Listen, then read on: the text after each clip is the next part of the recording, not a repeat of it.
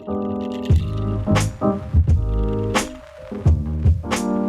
don't know how lucky you are being a monkey.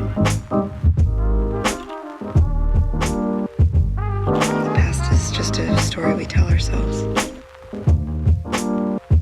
I am the smartest man alive! How do we know if we're in control?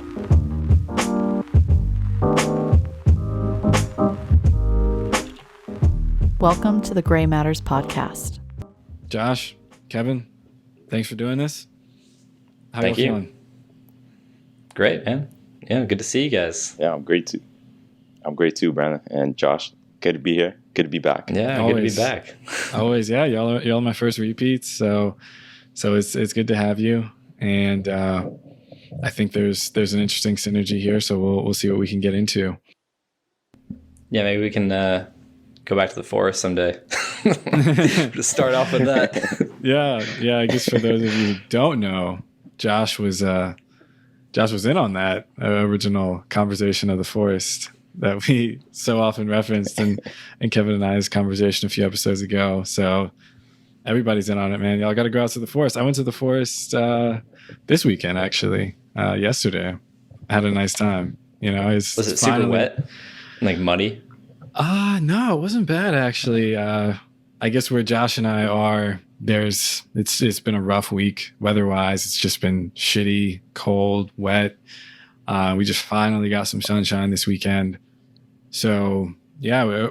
But you guys still have power and water. Yeah. No actual problems, just petty first world stuff. But North Carolinians are very, I'd say, famous for any sign of cold weather or precipitation.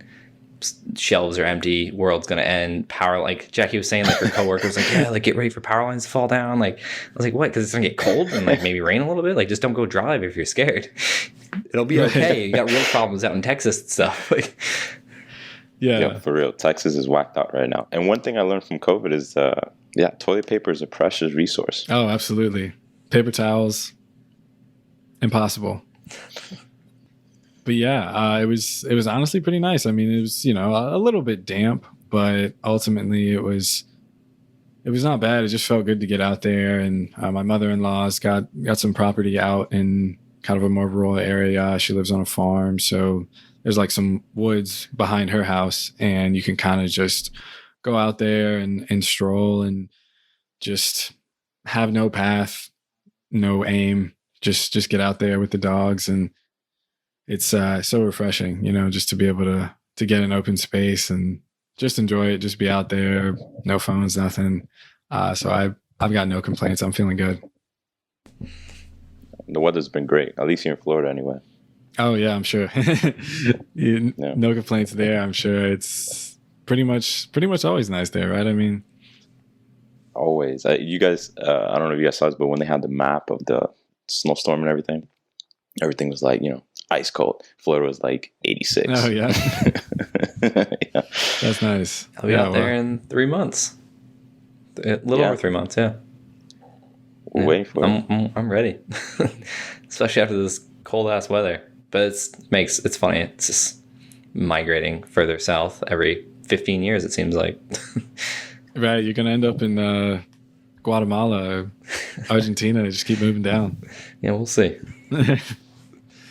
Did y'all? I was just thinking about it. Did either of y'all, by chance, see any of the Perseverance landing a couple days ago? Yes, I saw some photos. I actually tuned into the live on YouTube, but it wasn't time yet, so I had to run. So but I just saw some photos. It looked cool. You saw it, Kev? I saw a video and a little breakdown of kind of like their operation, and another amazing and successful mission. I think definitely a step forward, because I think Neil deGrasse Tyson put it in perspective for me on Twitter, right? He's like, we just landed a piece of technology on Mars that's 120 million miles away. And I think it's like either -20 or -100 degrees Celsius in Mars. Yet, it's too cold to even have power running water in Texas. Like Right. we can launch a piece of technology 120 million miles away and withstand negative 100-degree weather, but we can't even take care of the technology that we have to power our homes and people in Texas in the same country. And I think the point there that he was trying to make is, in Neil deGrasse Tyson's world, we should have, for those type of issues, we should have scientists running them, not politicians. I think that's the argument he was trying to make, at least for when it comes to the technology and how it's applied in cities and to people. Yeah. No, I mean, it's a definitely an interesting comparison. It's terrible what's happening out there in Texas, and it's strange just to see the disparity there as far as what we are capable of and what we often settle for or grow accustomed to, just like a society as a whole. We're capable of so much, right? I mean, as you said, we sent a robot hundreds of millions of miles. I guess it's only 120 away, but the course was, I think, 300 million, 50,000 miles an hour, totally autonomous entry, descent, and landing. It's science fiction shit, it's stuff that's utterly incredible and almost unfathomable to the average person. But then there's just this huge gap between that and the very kind of simple and rudimentary problems that we see ourselves facing on a day-to-day basis, that it's this weird contrast where it's like, how are we not doing better on these fronts when we clearly are capable of so much as a species? Kevin, you mentioned the political piece of that, and that's what, I mean, I think Brandon, you and Jackie talked about my ignorance to politics until about a year ago, where I've just taken a deep dive. And the little digging I've done into the Texas situation, I have a bunch of friends out there that had to go to like other people's houses because the photos were just like everything was iced over and like no running water. One of them's a chef, and he's like, I can't do anything. They're telling us to boil water. We can't even boil water because nothing's working. But from the little understanding I have, and I want to ask you guys your understanding of this, but like Texas is like electrical grid is completely different to the rest of the states or something like that. And then also there was like some situation where they could have upgraded some monitor or some piece of equipment for all these things that broke down. That would have been like maybe 50 or 500,000. I forget what the actual number was, similar to like that BP oil spill issue, where it's like, you could have invested this to like prevent this from happening. But like this side or that side said, no, we don't believe in this or like that. So like now we're dealing with that. Like, is that the correct understanding you guys have? Yeah, I mean, that's how I understand it. And that goes, I think, to his point. It's sometimes the scientific answer is obvious, but because there's so many people and stakeholders in place and how you want to use your money, and really at the end of the day, what matters to politicians is to get re-elected, because that's where they're there for, right? Your job is to get re-elected, pretty much. And so a lot of things, they might just be optics.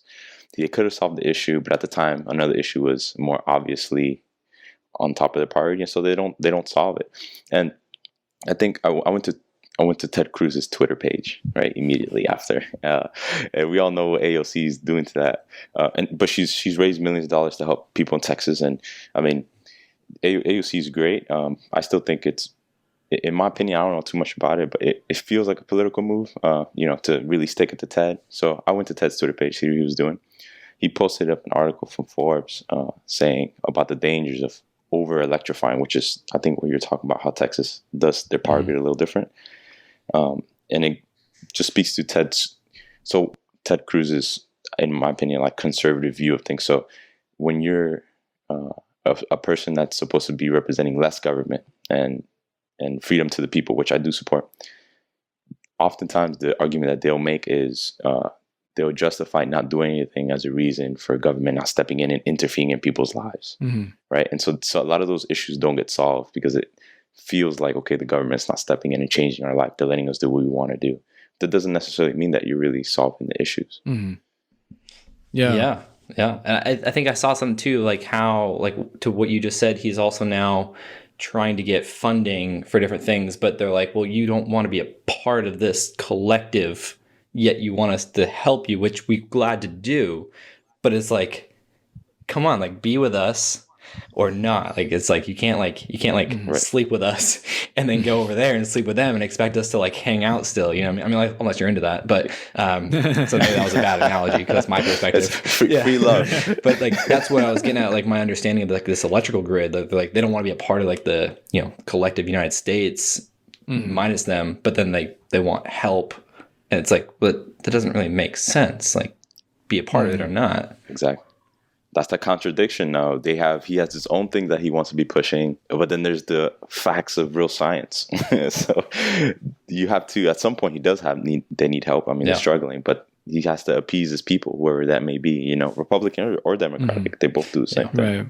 Yeah. I mean, I think it's one of those, it really, I guess, kind of puts a focus on the issue of how these nonpartisan issues are just starting to vanish. That I feel like historically there was a lot of different spaces where it was like, okay, this is totally nonpartisan. Like there's bipartisan support for this. We can come together. We can agree on these obvious things. But it's unfortunate that so many of those spaces are just starting to fall away, that it seems like everything is now politicized. Everything has some sort of a hot take on it, or some sort of an angle, some sort of an ulterior motive, that we can't even do simple things like make sure that a state has power. Not to be reductive, because I'm sure the issue itself is more complicated and I don't understand it fully, but it just seems like even in these situations, like when tragedy strikes or when there's natural disaster, simple things like that, you would think we could just come together and say, let's put this all aside. Let's just do what needs to be done here.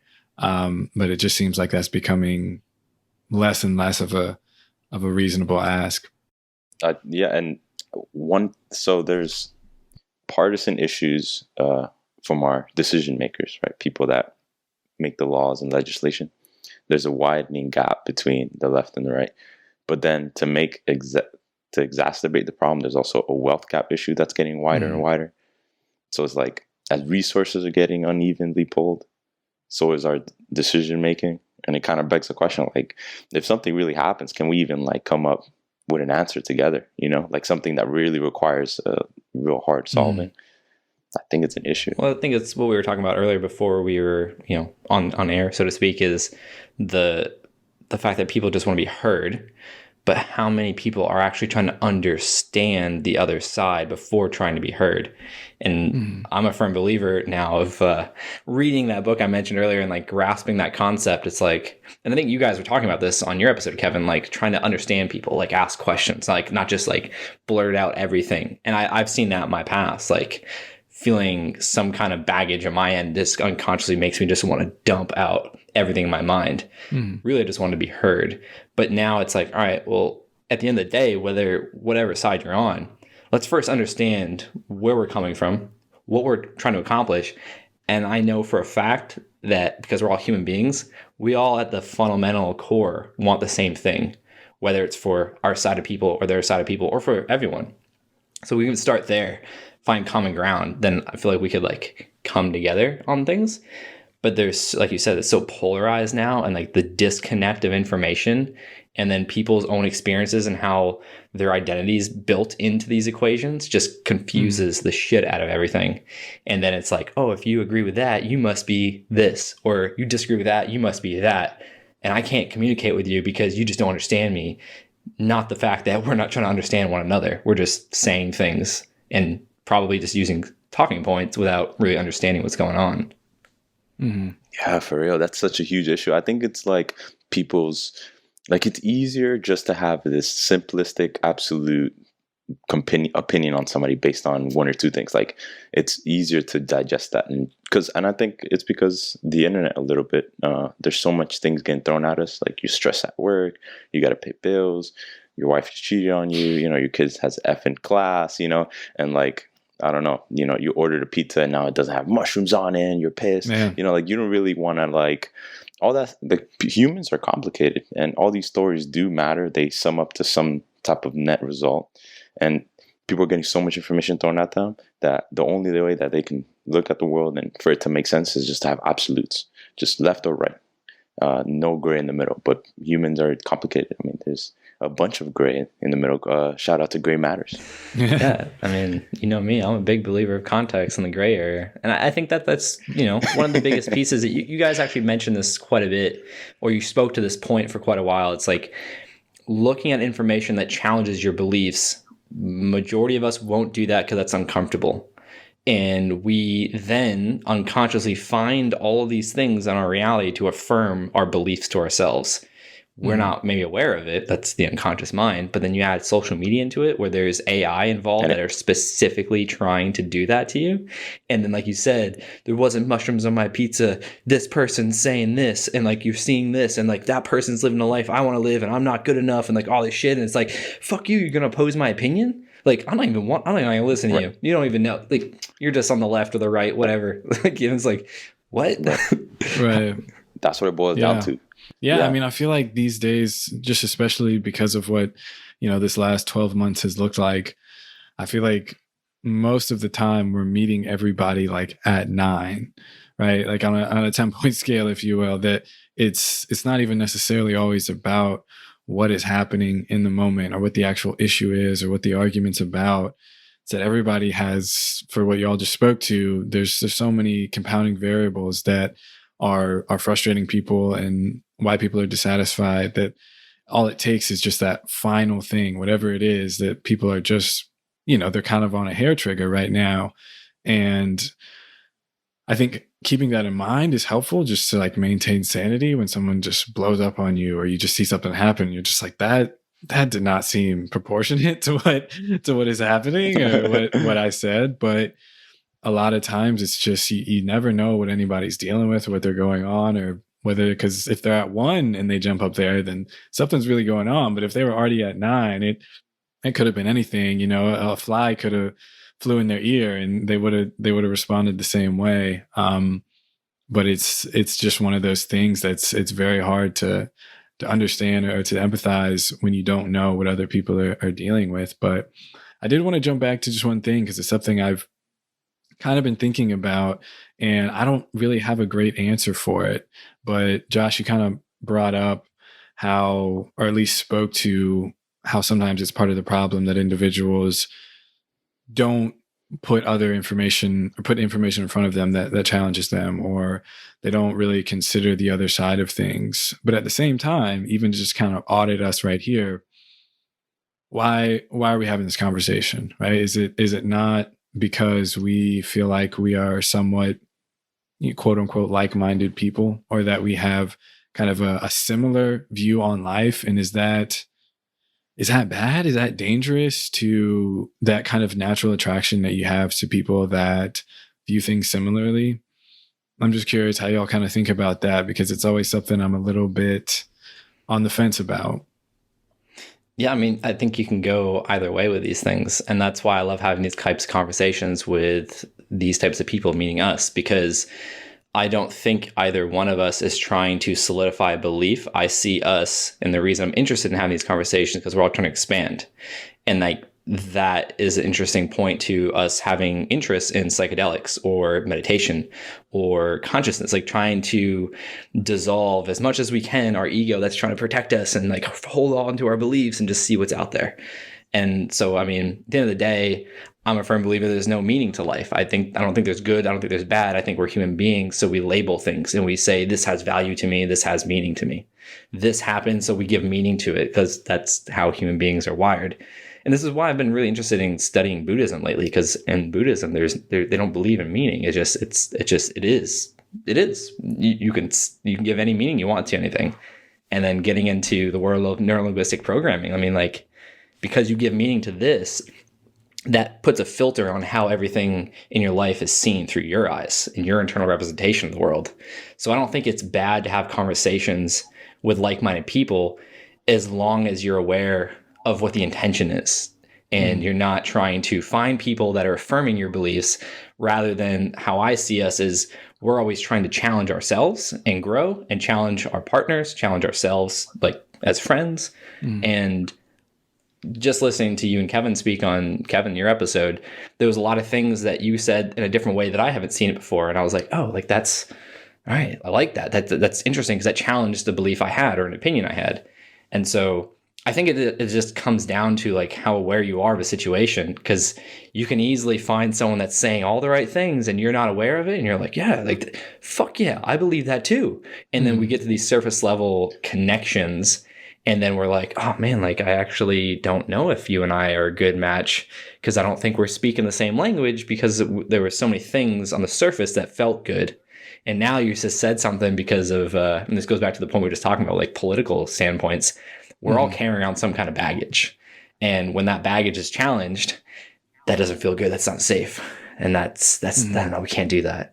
So then we don't want to look at, why am I being triggered this way? Why am I reacting this way? And that's why I love having these conversations with the two of you and other people, that share a similar perspective on life, is because we're not trying to like suffocate our belief systems, our paradigm, if you will, of which we see the world. We're trying to share different perspectives, maybe share different knowledge and different ways of thinking and living. And I think that's really important to be able to grow, because I feel safe with the fact that I could say something and you guys be like, no, fuck that. And I could be like, all right, why? You'd be like, well, because did you see this? Or what about this? Or like, I had a different experience. I'm like, oh, fuck, all right. I didn't think of it that way. All right, cool. Because as challenging that is, actually, Jackie and I just had a experience the other day where I in my mind, I was like, oh, bro, this is your fucking ego trying to hang on to the statement you just made, and you fucked up, but it feels better to hang on to this rather than admit it. And I eventually admitted I was wrong. I thought your best interest, but it was self-serving, and it's okay. We talked it out, we grew. And I think that that's why I enjoy these conversations, because I find that that's the same environment. I'm sure that was the easy conversation with Jackie. Yeah, those are always fun. Yeah, let's dig into worry that. about getting a foot upside of my head. Love Jack. Yeah, I cannot agree more with Josh. And the way I look at it too, it's I don't really look too deep into it. I think that if you get a good group of people that are just after the truth, if you get a good group of people that done maybe one or two things before and they understand what it takes to do something hard, you understand that you're just human and you're innately flawed. I mean, we're here together. It's better as a group. And so some people like to cement these principles that they've discovered. Maybe you tried it one time and it worked and you're like, okay, this is life, and everything outside of this deviates from this whole line of thought that I have. But some people like us tonight love to challenge that belief, because when we learn something, we don't automatically assign it as a fact. Actually, when I learn something, I say, okay, I think I understand this. How can I be wrong? I'm actively looking to see how right or wrong it is. And I'm open. My mind is open to the fact that, I'm flawed too. And maybe I had it wrong. And maybe what Josh said makes more sense than what I said. And, I'm a douchebag or whatever it is. But I think that people love just to have opinions at the end of the day. It feels good just to say something, regardless if it's right or wrong. Not everybody's after the truth. Mm-hmm. Yeah.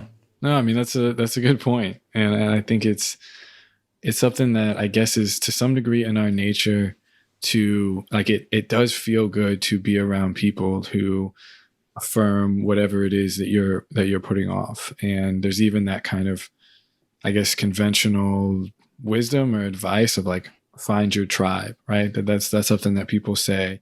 And there's something very human about that you just want to be around people that love and accept you, and that there's a certain degree of, you just mesh. But at the same time, I was kind of meditating on this the other day, that an important word is in there, and that's tribe.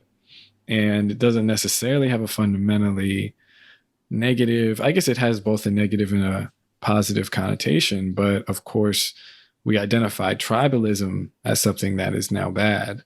So it's something that just gets very complicated, where we want that, we want to be able to, as Kevin and I maybe spoke to in the past, we want to be able to sit around the fire as this very human experience of having some sort of,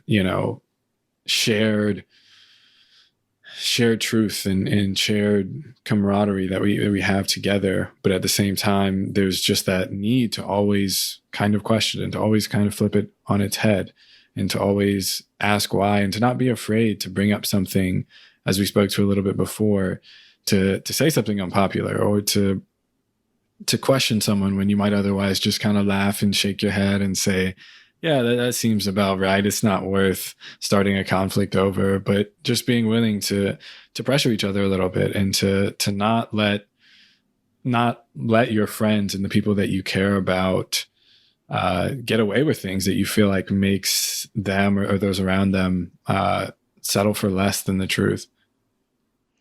Yeah, and to your original question, adding to that, if you think about it, we're energy, we're emotional beings in a physical body.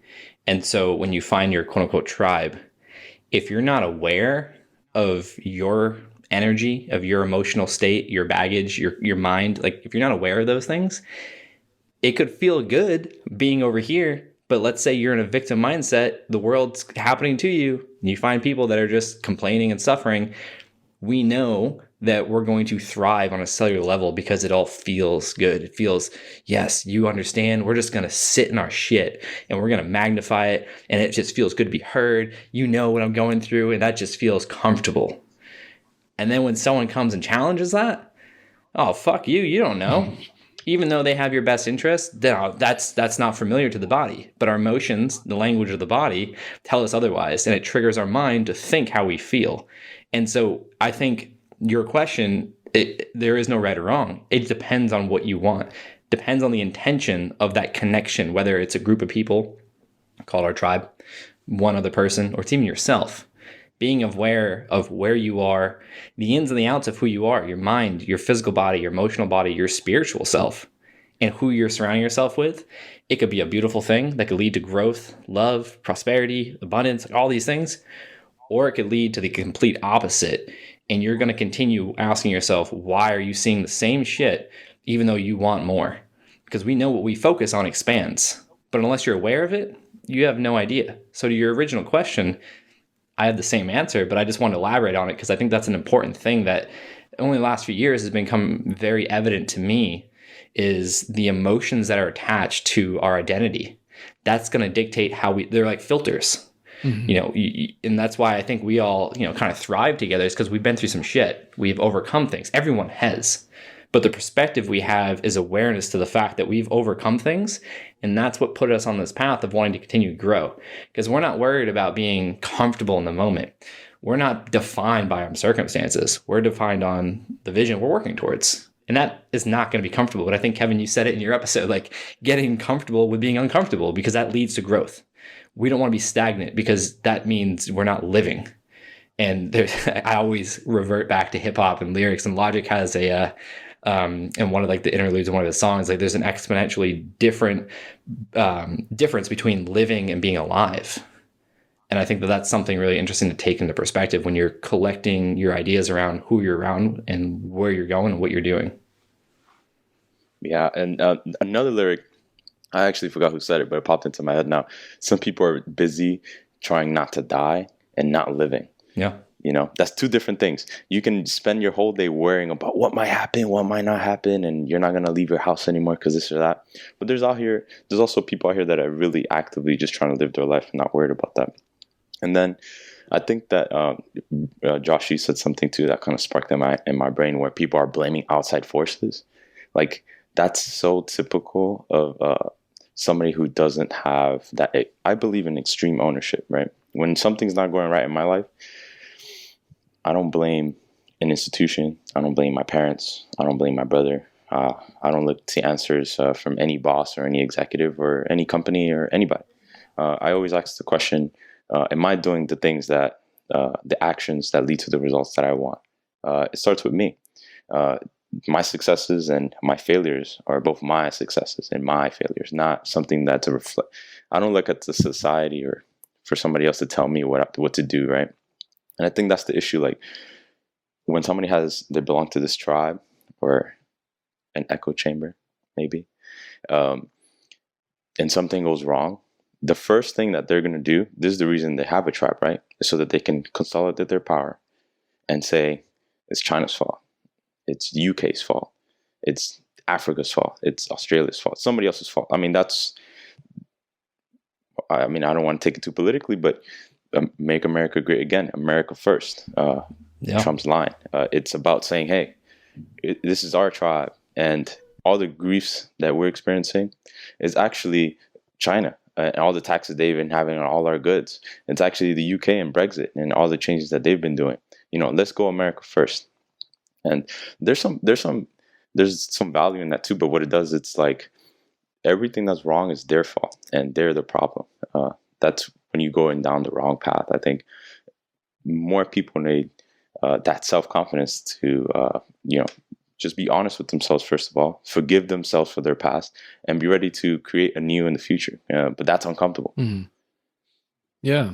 I mean, there you go. It's a... What's that? C's cause greater than effect. So are you at cause for your life, or are you at effect to your circumstances and your experiences? It's the equation to empowerment in my eyes. So, when you blame anything but yourself for good or bad, you're a victim.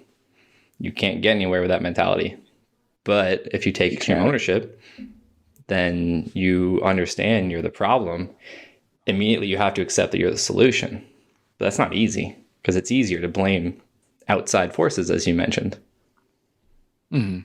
Yeah, exactly. But that's the only way true change can come, right? Because you can't expect somebody to change if you don't even have the resolve and the power to change yourself first. Yeah, you got to want to do it. How do you do that? Yeah. Right.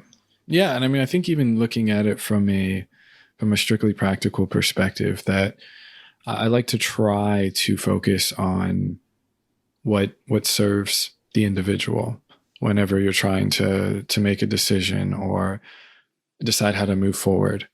And though it's not as though in life there are no exterior influences. It's not like there's things that it's not like we have a total control of the outcomes of our life or everything that goes on around us, but there's really nothing to be gained if we focus on the external, right? It's the only thing that we actually can impact is our internal state.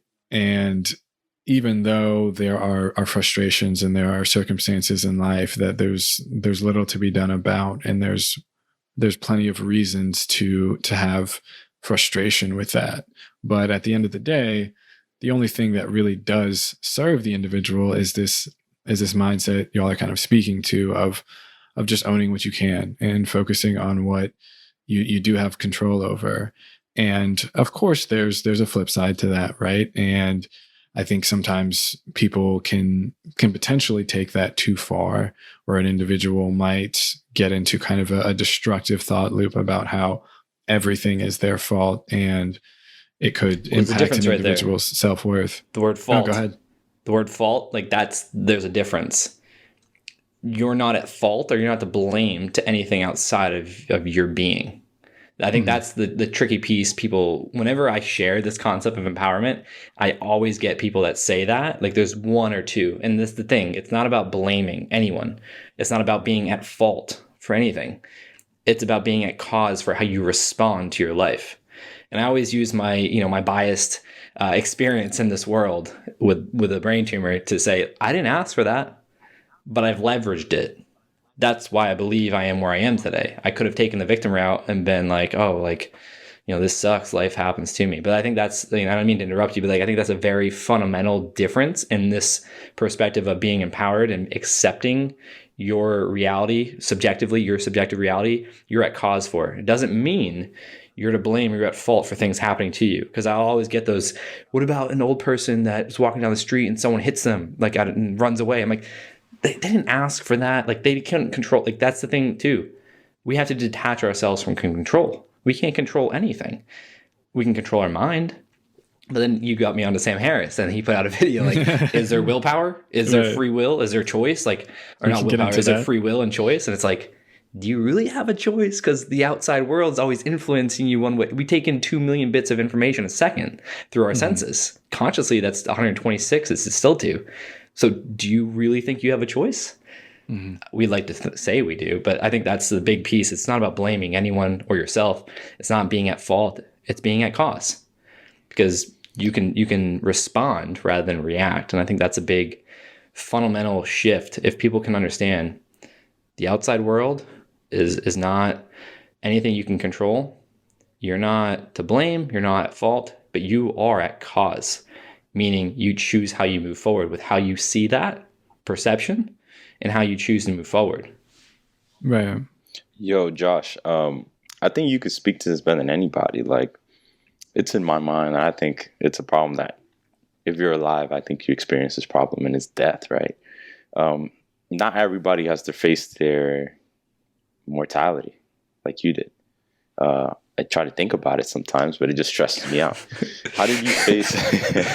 I can't do it. How did you face your mortality, man? When your time came, if you can speak to that a little bit. I think reflecting on it now, it was easier then. I was 21, but because I was in my dream, like I was literally living everything I dreamt of for like 10 years, as a 12-year-old.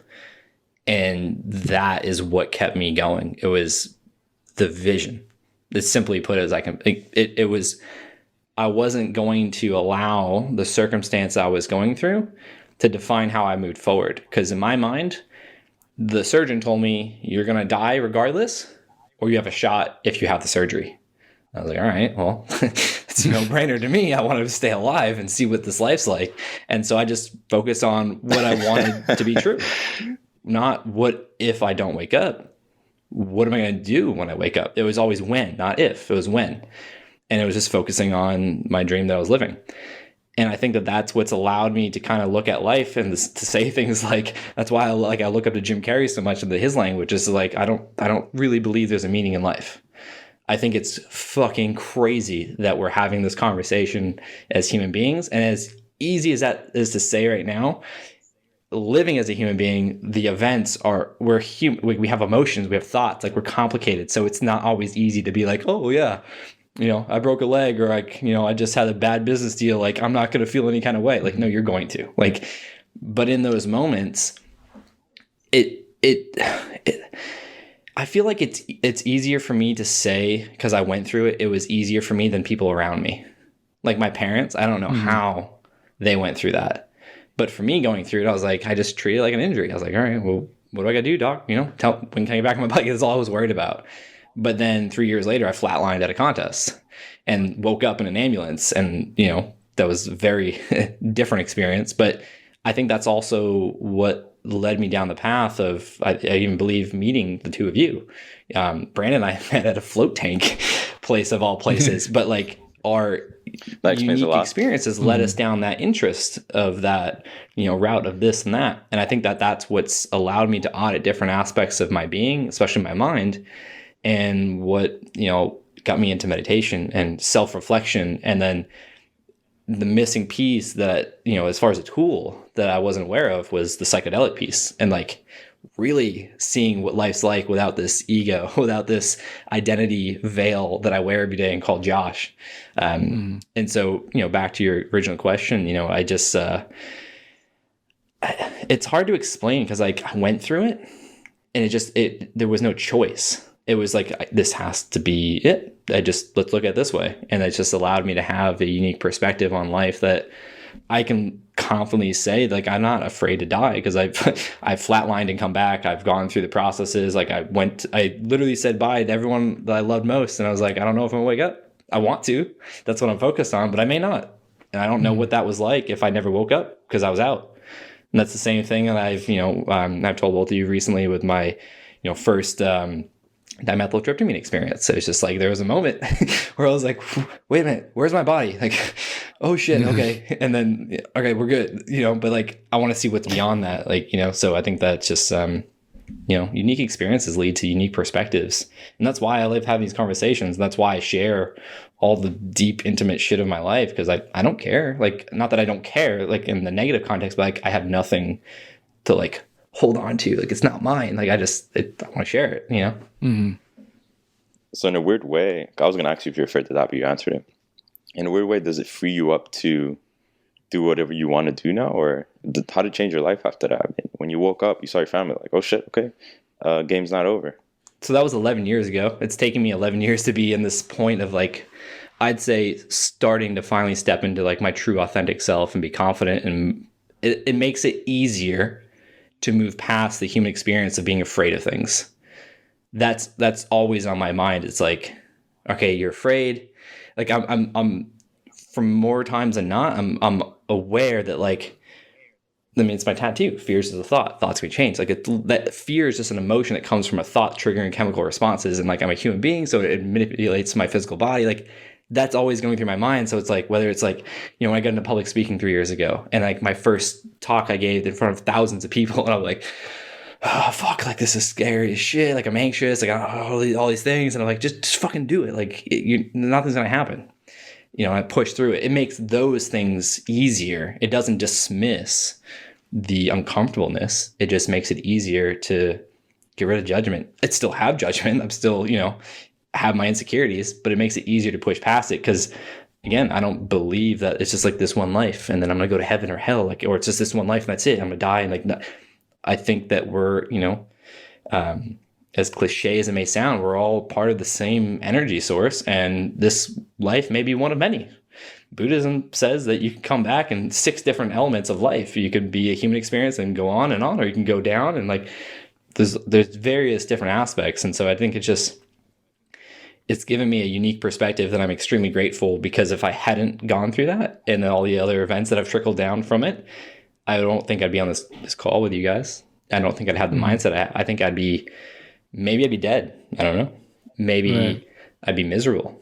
But I actually just said this the other day. I was like, and I caught myself. I literally said out loud to Jackie, I was like, fuck, like I love my life. Like this, it's really cool being me. And then like instantly I was like, is that a shitty thing to say? Am I a douchebag for saying that? I was like, no, fuck that. Like that, like I love my life. There's nothing wrong with that. I don't think enough people say that. Yeah. Yeah. I want to maybe just add on to that a little bit. Something that kind of reminded me. I guess I actually have a question as well that I don't want to forget, so I'll come back to it. But yeah, I remember having kind of a similar experience after a psychedelic journey, if you will, that went in a direction, to be totally transparent, that I didn't really expect, and wasn't necessarily, let's just say, an overwhelmingly positive experience. Or I faced some challenges that I didn't foresee, and some things came up that I probably wasn't totally prepared for. But I remember in that moment, or at least kind of as I was coming out of it, having a thought that I'd never really had before. And it's not that I was ever like largely dissatisfied with my life, or that I would consider myself an unhappy person by any stretch, but that I remember just thinking like,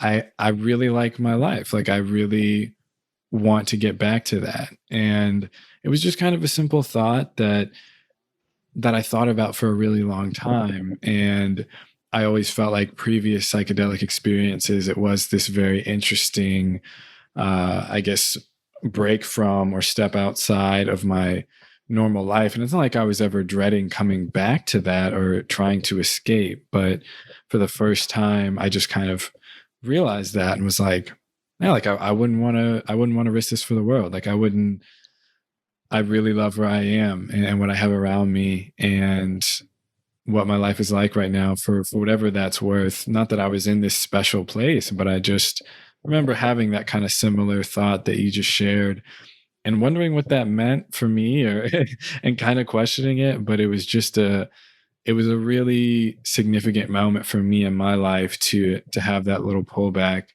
and realize that I wouldn't trade it for the world where I am. Yeah, I think it's a beautiful moment. And I'm really reflecting on it now. It's frustrating that I would label this as my ego, was like, no, you're not allowed to say that, because that means you're cocky and that you're this or that. Like, and that, like, it's everything that's wrong, like from societal standpoints. Because like if you were to go tell a stranger, like, my life's awesome, like I love it, like it's cool being me, they'd be like, fuck off. Like, you know what I mean? So it's like what you just, yeah, exactly, you know. And that's a shame, but it's also awesome to have that experience once first that you just shared, Brandon. Like, I think that's a beautiful experience that I hope everyone gets to experience at some point in their life, to just say like, I love being me. Like life's awesome. Like it's an amazing thing to be a human being.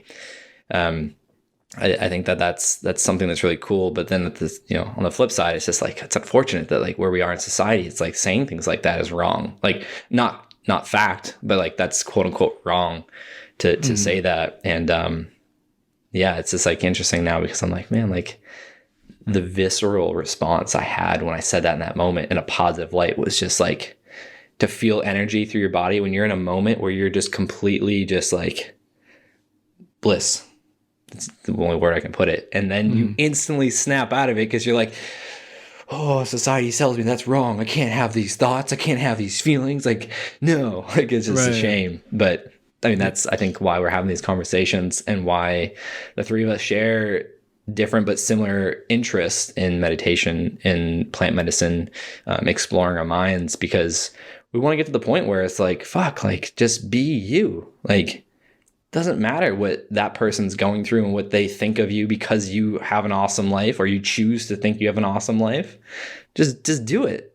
And like, that's why I think everything comes down to in life is love. Like, I think love is like the most beautiful aspect of being a human being, but I think that's everything. I think if you can truly feel love for your life and for other people, and this goes back to like my believing we're all connected. Like if you can truly step into that, then there's no other problems. Right. Yeah. I mean, it's something that I actually kind of shared with you once in a deeper conversation. And I guess it all comes full circle. It related back to how we first met in the float tank, that we would just happen to be there. Clear, not in the float tank. Yeah, in the lobby. not together. Separate tanks. But yeah, we met in the lobby and oh, thanks for clarification. I pictured you guys together. No, my wife jokes about that all the time. But yeah, one of the things that probably the main insight I gained from that experience, that in a lot of ways is pretty psychedelic to just be in this kind of weightless state with just your mind. And one of the things I often really struggle with, and I'm glad we kind of got on this today,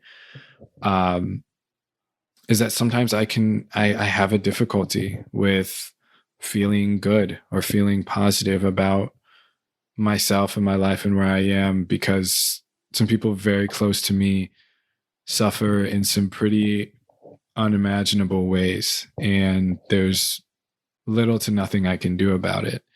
And it's difficult to sometimes feel decent or to just enjoy things for what they are with that in mind. And it's a place I often go when I'm alone with my thoughts. It's just, I spoke to Josh kind of about this, that I think everybody has that place that when they're really alone with their thoughts, there's somewhere that you go that can be a rabbit hole that will take you down. And that's kind of where mine is. And one of the things that kind of helped pull me out of it, because in that moment I was kind of like, oh fuck, maybe this experience isn't going to go very well, because I was having some really challenging thoughts when I was sitting there floating. And what really pulled me out of it ultimately was just realizing that from the perspective of anyone who cares about me, all they want for me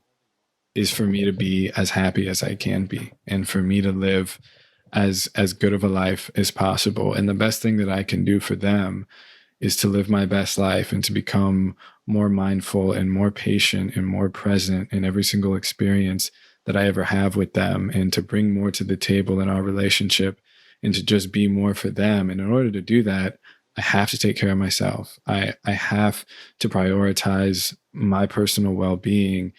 And that's all that they want from me. And it doesn't serve them at all, despite how much they suffer, for me to suffer too, or for me to feel worse, or for me to always be in this state of guilt or questioning because of that. And yeah, it was just one of those kind of breakthrough moments for me where that really pulled me out. And I realized that no matter how bad it gets or how challenging it gets, I still have to focus on that. And that still is what is going to do the most for me and those around me. And just remembering that it doesn't serve anyone for you to feel worse than you do. And I think sometimes that's hard to remember. Yeah, I everything you said I love and I agree, and like that's, I think I've told you, like that is the exact thing I tell myself anytime I feel sad, angry, or guilty about my brother passing. Like, and it happened to be on his 2-year anniversary this June where I ate a pretty substantial amount of mushrooms, and for the first time of that large amount, and I had a similar breakthrough in that moment. On top of like, I was being challenged for like 2 weeks working with a coach of mine, and she was like, 2 weeks is gonna be your brother's 2-year passing. Like, how are you gonna honor him?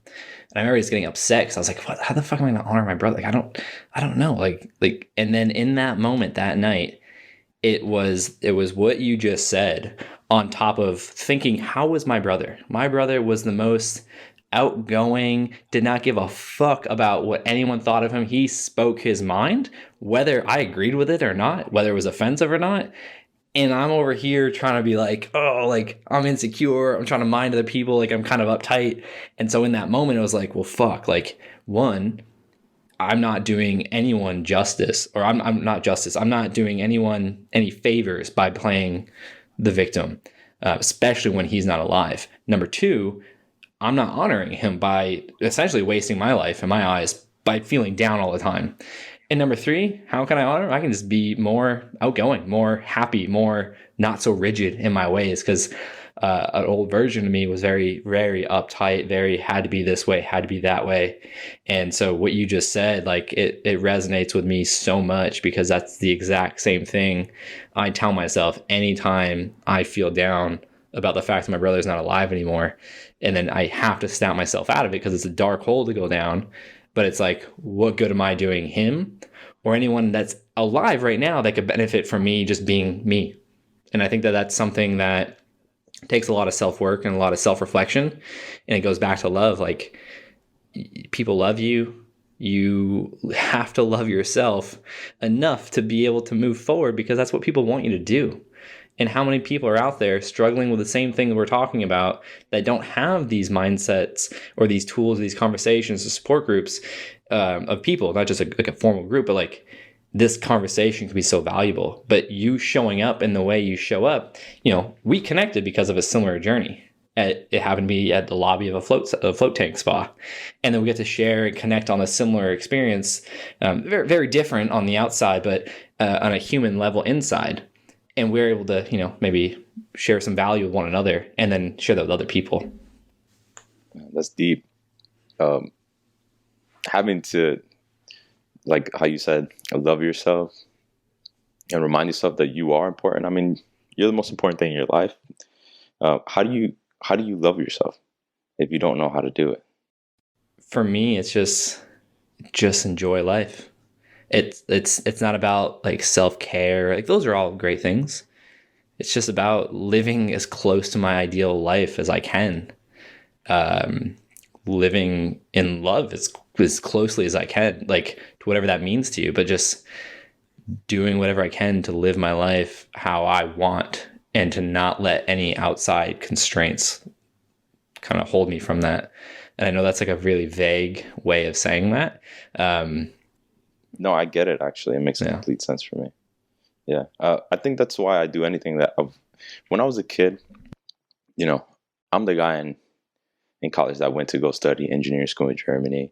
I spent a year traveling the world and stuff. I didn't do the traditional, I did.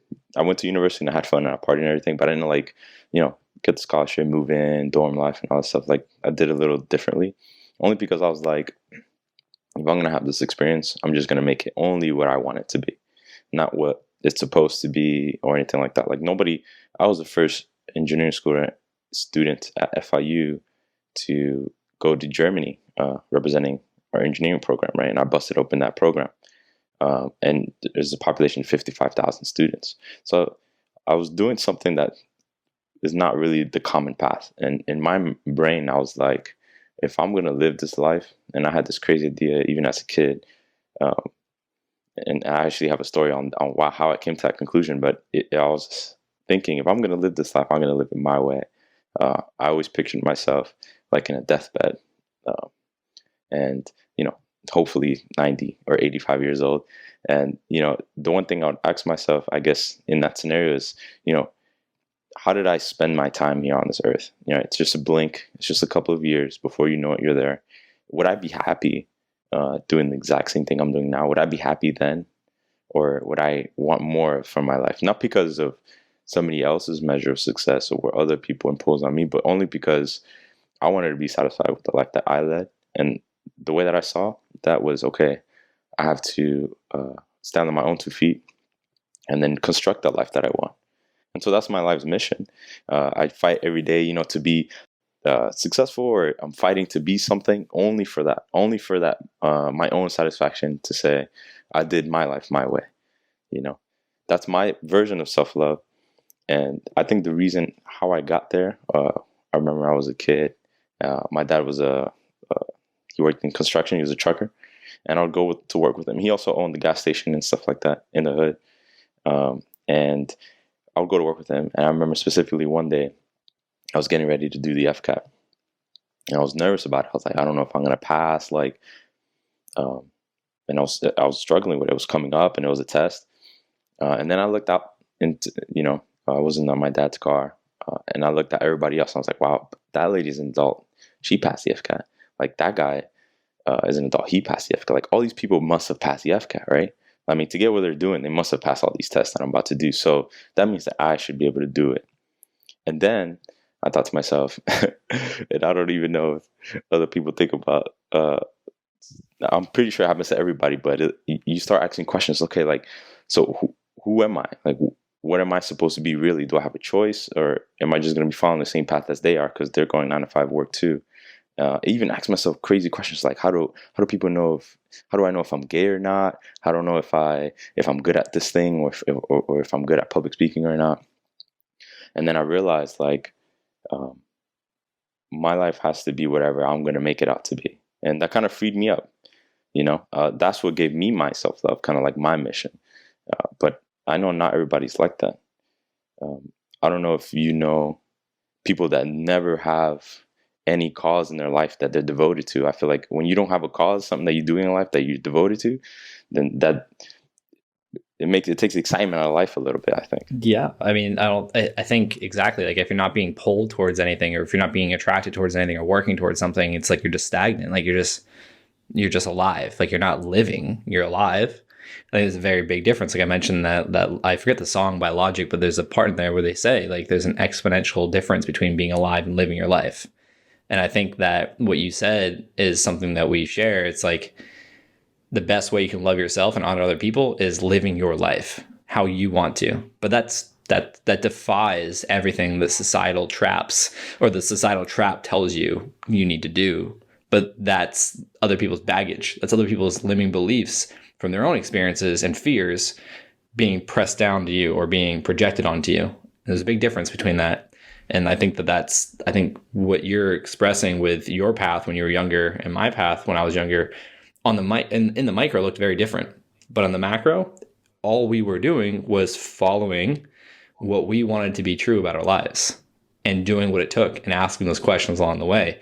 And I don't know if I remember right now off the top of my head, or consciously remember if I asked very similar questions, but like, those types of questions, I was just so adamant about creating the life I saw other people living, because I was like, I love that. That's exciting. Like, I could go down this path. I was set up to do all that, but I wanted to do this. And I think, like you said, like, that's, to me, I'm glad that my answer resonated, because in my mind it felt so vague, even though it meant so much to me. But I'm glad that it resonated with you, because that's the best way I think that anyone can love themselves, is to live their life exactly how they want to. And I don't mean giving in to gluttony or fear or like this and that. It's doing exactly at your core what you believe is going to put you on the path to creating the most ideal version of your life for yourself. But I think that's a big difference. It's not just, we all label success differently, but through society, you got to work this job, you got to make this money, you got to have this car, you got to have this house. And then you can tell people how to do life. And we celebrate. Oh, you got a car? You're in debt. Cool. You didn't buy that off. Oh, you got a mortgage? Cool. You got like another 100, 200 grand in debt. Awesome. oh, you took $5,000, you invested in your business? What are you doing? It's like, well, it's a different perspective, man. Right. Yeah, no, I mean it's interesting how we tend to measure things, and I think, as you kind of spoke to, your personal well-being is one that is strangely overlooked often. And sure, it's harder to maybe, I guess, directly measure, and you meet someone in the world and it's not, you never know what's going on inside their head, and they could be the happiest person you've ever met, or they could be dealing with the darkest depression, and it's all internal in that sense. So it's so challenging to meet everyone and experience all of the external, and to try to figure out who is really successful and who's really worth emulating or learning from. But at the end of the day, I think it's something that you can, I don't know, I don't mean to be too ambiguous about it, but I think you generally, I feel like, can sense it, or you can see it in, if you spend time around someone who is carrying a lot, who's stressed, who is dissatisfied, it becomes clear pretty quickly, even regardless of what else is going on around them, or the more traditional success that they have. And on the flip side of that, if you meet someone who clearly is just is loving life, and who has a lot of gratitude in their life, and who takes care of themselves and those around them, it really, there's very few other correlates, really. It's not like they have to, as you spoke to, have a nice car, a nice house, or a great job, or any of these other things that we generally want. It's really just what it's like with them and for them, moment to moment, that is at least the measure that I try to focus on, and I think is probably the most telling one. Yeah, it's energy. You can pick up on that shit. It's I know a lot of people say like the frequency thing, like that analogy is like woohoo, but it's like there's frequencies going around all the time. You can tune into one. Human beings pick up on that, and I think that's one of the biggest things that what you just said that I've resonated with when I meet different people, and like why like I vibe with you guys. It's like it's that energy. It's not catabolic. It's anabolic. It's like it's wanting to grow. It's wanting to give. It's not wanting to take. And I can tell. And I've gotten really good at sussing out people that are trying to sell me on things, because the energy is just so different. It's either coming from a lack energy, like a feeling of lack, fear, or like some kind of just it just feels wrong. And human beings, we're feeling beings. And you can pick up on that. You know when someone's quote unquote winning at life, because you can just feel it. It doesn't matter their bank account or their house. It's their mind and their body. And like that is so contagious. And that's why I want to be around people that are like that and think that way, because I know that's going to give to me. I'm going to give to them. And that's going to allow us to give to other people. Yeah. So what do you think that is? Like, if somebody's, making multi-millions, they got a hot wife, their car's, the newest Tesla, and their kids advancing in school, and then they got all this, from the outside they're put together and they have everything they need. If they're still miserable in the inside, why is it so difficult for people to kind of adjust to life? Is it because it won't fit the narrative that they've told themselves from the beginning of this journey? Or what is that? Well, I think, at least just to jump in real quick, I think a lot of it comes from a place of, I guess, priorities maybe is a good word to use. That if I think a lot of people tend to pursue things in life without realizing what the costs truly are. And so let's just say your goal is to buy the newest Tesla or whatever. It's a great car. It's very exciting. But if that is what you prioritize, I think sometimes people don't pay as much attention to the things that will just by nature fall by the wayside when you prioritize things that in and of themselves don't have a lot of value. And so I think, especially in America, and in an incredibly capitalist society, which has plenty of benefits, but when we're always surrounded by what we should want and what we don't have, and we get a little confused about what happiness is, or happiness as this permanent state that can be purchased, that people just don't pay attention to the other things, and they're willing to sacrifice their mental health or their physical health or their meaningful relationships, or even just they neglect developing a practical ethic in their lives and how they adhere to that. None of that stuff is as important. And in order to get to certain heights, you do have to be willing to kind of put on the blinders and focus on just that one goal.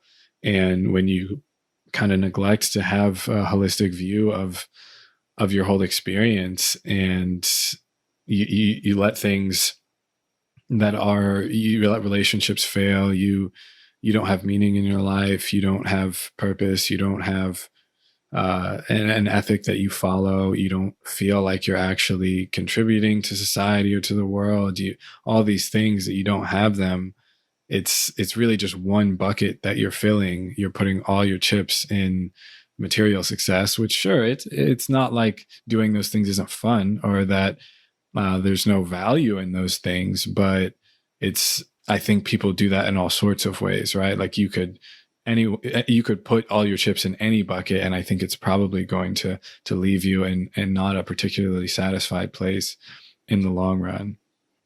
Yeah, I want to add to that I think it comes back to the baggage we carry around and not asking ourselves, why do we want the car? Why do we want the money? Why do we want the house? Why? And being real and authentic with ourselves. And like, I should be a fucking affiliate for Logic in his new album, No Pressure, because he has Alan Watts cameos edited into songs and saying that same thing. It's not about the money. It's not about the car. The problem is people haven't asked themselves why they want it. There's some deep-rooted insecurity that they think is going to be filled by having, and I have friends that have become broke to, gone from broke BMX riders living on couches and floors to now having disposable millions and Ferraris and all this shit, and they are still insecure. They are still the same person because they're chasing something external to fix something internal. And that is one of the biggest fundamental pieces that has shifted my, I'd say, last couple of years of my life and how I live it. It's all the things I thought I wanted. Yeah, they'd still be cool, but they're not meaningful anymore because, to Brand's point, they don't hit the purpose of why I want them. I wasn't clear on why I want them. The emotions that I had were filtering why I wanted that car, for example, or that amount of money. Why do I want that money? I want it because of fucking security, for freedom. Why do I want the car? Car was an ego thing. I wanted to feel good about myself, and I want other people to see me as successful. And the more people I talk to that are in the 7-8 figure earner brackets, the reason why they have everything that the common person wants and they don't feel successful or they don't feel happy is because their purpose is unclear anymore. They're not fulfilled. They have all the money that any one of us could ever want, but that's not filling the void that is themselves. And if you haven't listened to it, Logic's recent album is amazing. It speaks to all this because he's got a line in there. It's like 50 million to my name, and I'm like still in the game, but I'm out because of my son. Like shit like that, because that's purposeful to him. The money, the fame, like all that shit. Jim Carrey speaks to this shit too. He said, I needed fame and fortune to teach me that wasn't going to fix my problem, to make me happy. I had to find and create happiness inside. Sam Harris speaks to this. I know I could go live in a cave and be happy. Do I want to do that? No, but I know I could. And I think that's the big difference, is not enough people ask themselves why, and it's not their fault. Society tells us you got to have this, you got to have that, or you're not going to be successful, meaning you're not going to be happy. Not enough people just do what the fuck they want and enjoy themselves. Speaking to what we were talking about earlier, when Kevin, you asked me, how do I practice self-love? Just living my life. But to live your life the way you want to, you have to be real to yourself, and you have to understand why you want things and ask yourself why you want them. And it's not always going to be, it's going to be deeper than surface level shit. So if you're like, oh, because it's cool. Okay, why is it cool to you? It's a hard question. It takes time, especially if you're wrapped up in your ego trying to protect you from some insecurity that happened to you when you're 8 years old.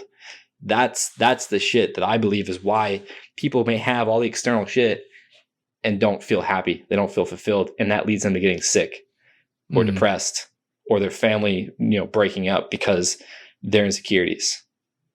Man.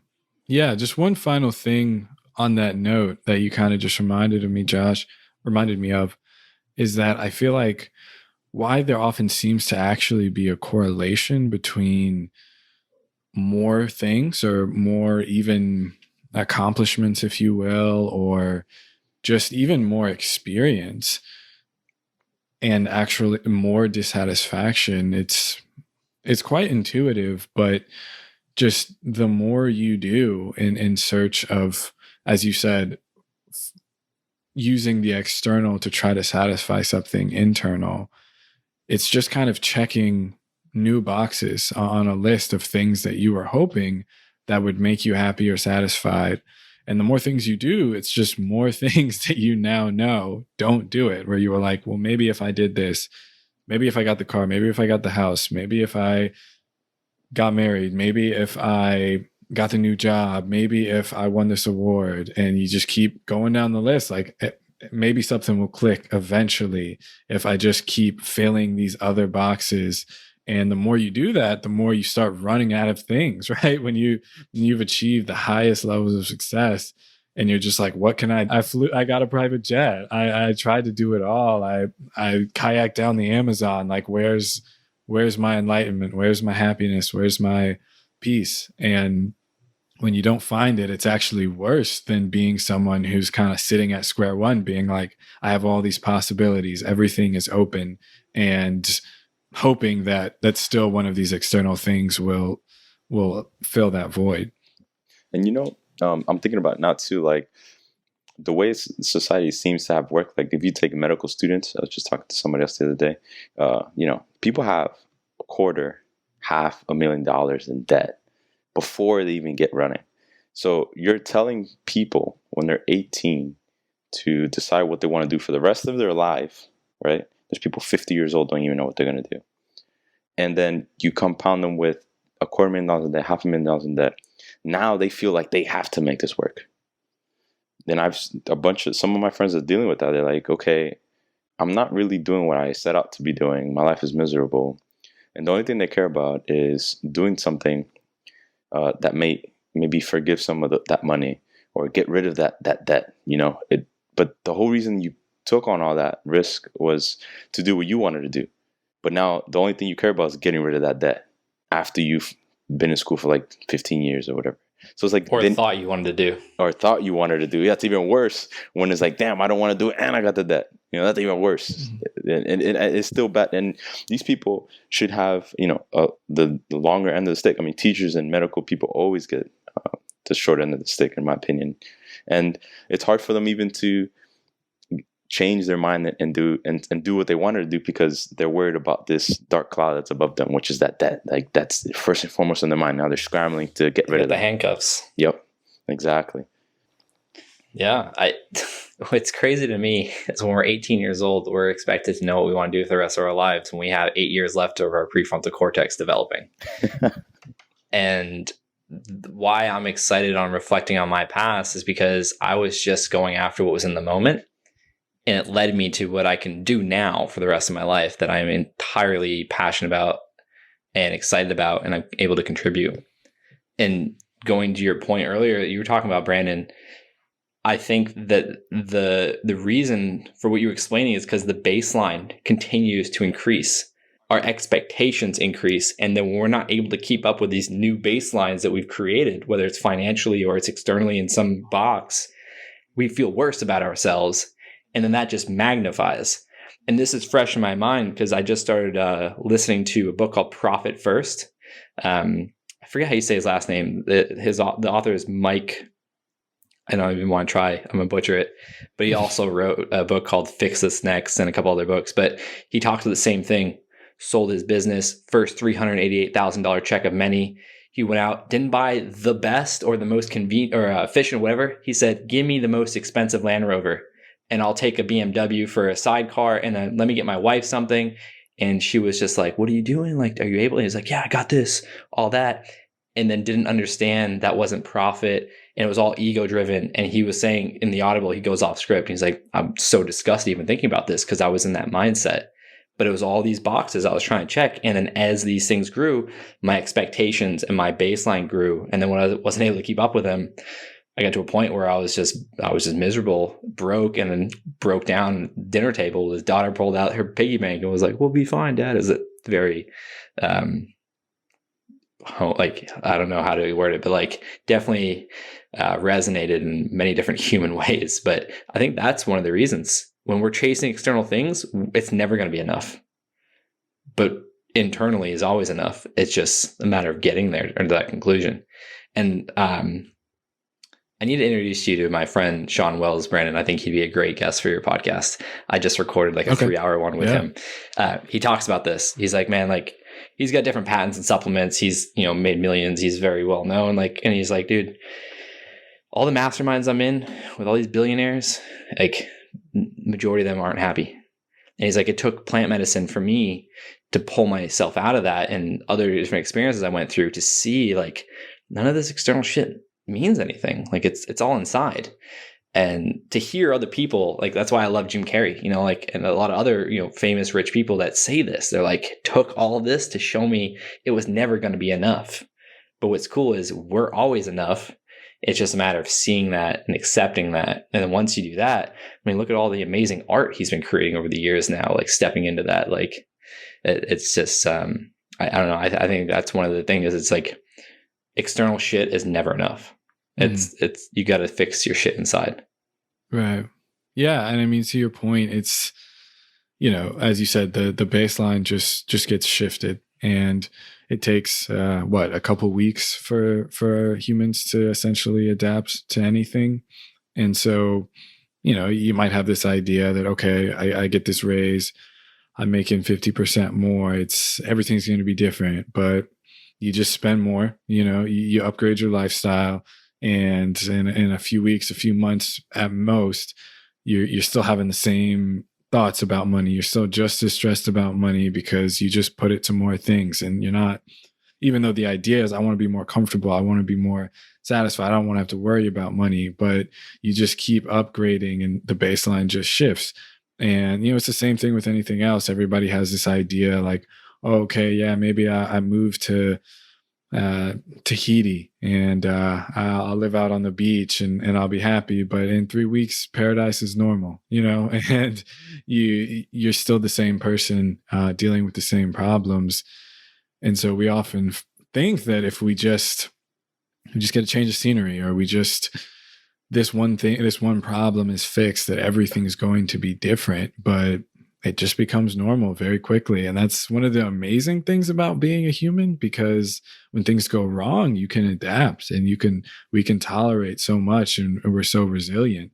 But at the same time, when things get better in material ways, we just get used to them. And that's why like vacation is so great, because you don't have time to adapt to where you are. And so everything seems like paradise in a short little burst. But the locals that live there, it's just home. And I can't help but think that baseline that continues to move up, and people's need to continue to check boxes, I think part of it, they don't really know how to relax and actually live in the moment, right? I mean, there's people that are planning, and they're so busy planning that when the event comes, they're busy planning the next event. There's that, but it's to your point, Brandon, it's part of what's amazing about being humans, is that natural anxiety. It's that natural feeling to look up in the stars and wonder, maybe I can go there too. It's once you reach that plateau, you think about the next thing, and you forget how to just be in the moment and actually, enjoy what you've planned. Yeah. I mean, that's a huge part of it, and it's challenging. I know we kind of spoke to it in our last conversation, just kind of balancing the being okay with what is, and also wanting to grow and progress. Like there's this kind of constant tension in life to balance those two forces of not being so worried about constant progress that you can enjoy the moment, and that you can't have a certain acceptance and comfortability with what is. It's incredibly challenging, and it's maybe, at least in my life, the biggest obstacle I face on a daily basis, is just kind of finding that balance, because you don't want to become apathetic, or you don't want to become totally stagnant. And, there's nothing particularly attractive about that, but at the same time, being able to sit with difficult moments and being okay with your flaws, or being okay with what's not quote unquote perfect about your life, and just being able to accept and enjoy the little things. It's a constant battle to find that middle ground. I heard a quote the other week in that app Clubhouse. I've been in that for like a couple of weeks now. It's interesting. I think you guys would both really like it if you already haven't experienced it. Mm-hmm. If you need an invite, let me know. I got some. Yeah, send that over. Okay. Yeah, I just got on actually. Someone said you have to get involved to evolve. They're talking about your life. And I think that's a big point, that if you're not aware of who you are, your life, externally, internally, like where you are, if you're just adapting to your surroundings unknowingly, you're never going to be able to progress. And there's a difference between adapting and optimizing. Optimizing doesn't mean don't enjoy the moment. I would argue optimize means enjoy the moment, but have your vision set on progressing if that's of interest to you. Because otherwise, you're always adapting to your surroundings and what other people are doing in your surrounding environment. And that may not be what you want. And so you have to get involved with your life to evolve to the place that you want to go, to whatever vision that you describe that to yourself as. Mm-hmm. Yeah. No, it's an important distinction, and I think it's very nuanced, and it's particularly difficult to not kind of conflate those two things, and to get a little bit lost in what our actual aims are, and what it takes to really question and say, is my life actually perfect? Is it actually everything? Do I actually already have everything that I need, and it's just in here? Or are there things that I really would like to change? And I guess that's the difficulty of, or maybe not even the difficulty, but the exciting part of life is building that, and figuring out what works for you and what doesn't, and what's exciting, and what, I guess, always turning to that internal first, and saying, at least allowing that to be kind of your null hypothesis. Is it just an internal thing for me? Like, is this really a problem, or am I having a problem processing something? Am I having a problem accepting something? Am I running from something? Am I afraid of something? And then that final option being like, okay, do I need to actually change something external? Because sometimes it's necessary, but allowing that to be your default, I think, is quite helpful.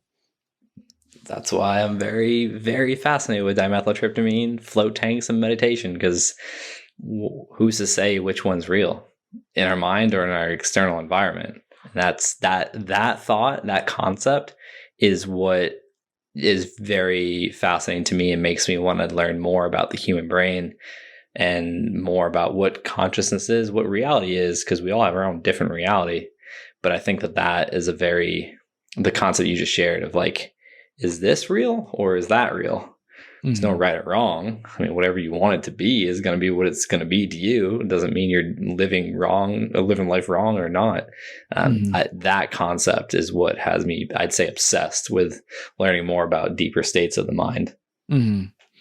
Yeah, no, I don't want to totally lose it this time, because I kind of forgot to mention it earlier, but I'm very curious about your DMT experience, and as it related back to that original question that Kevin fielded to you about kind of having a very real, or I guess I'm putting air quotes on real again, but very real near-death experience in your life, early in life, and then also having this kind of near-death experience of sorts that you subjected yourself to, or at least as some would describe it, this sort of totally removed state. I'm just curious if you even feel like that describes what your experience was like, and if so, how that compared to when you dealt with what you dealt with.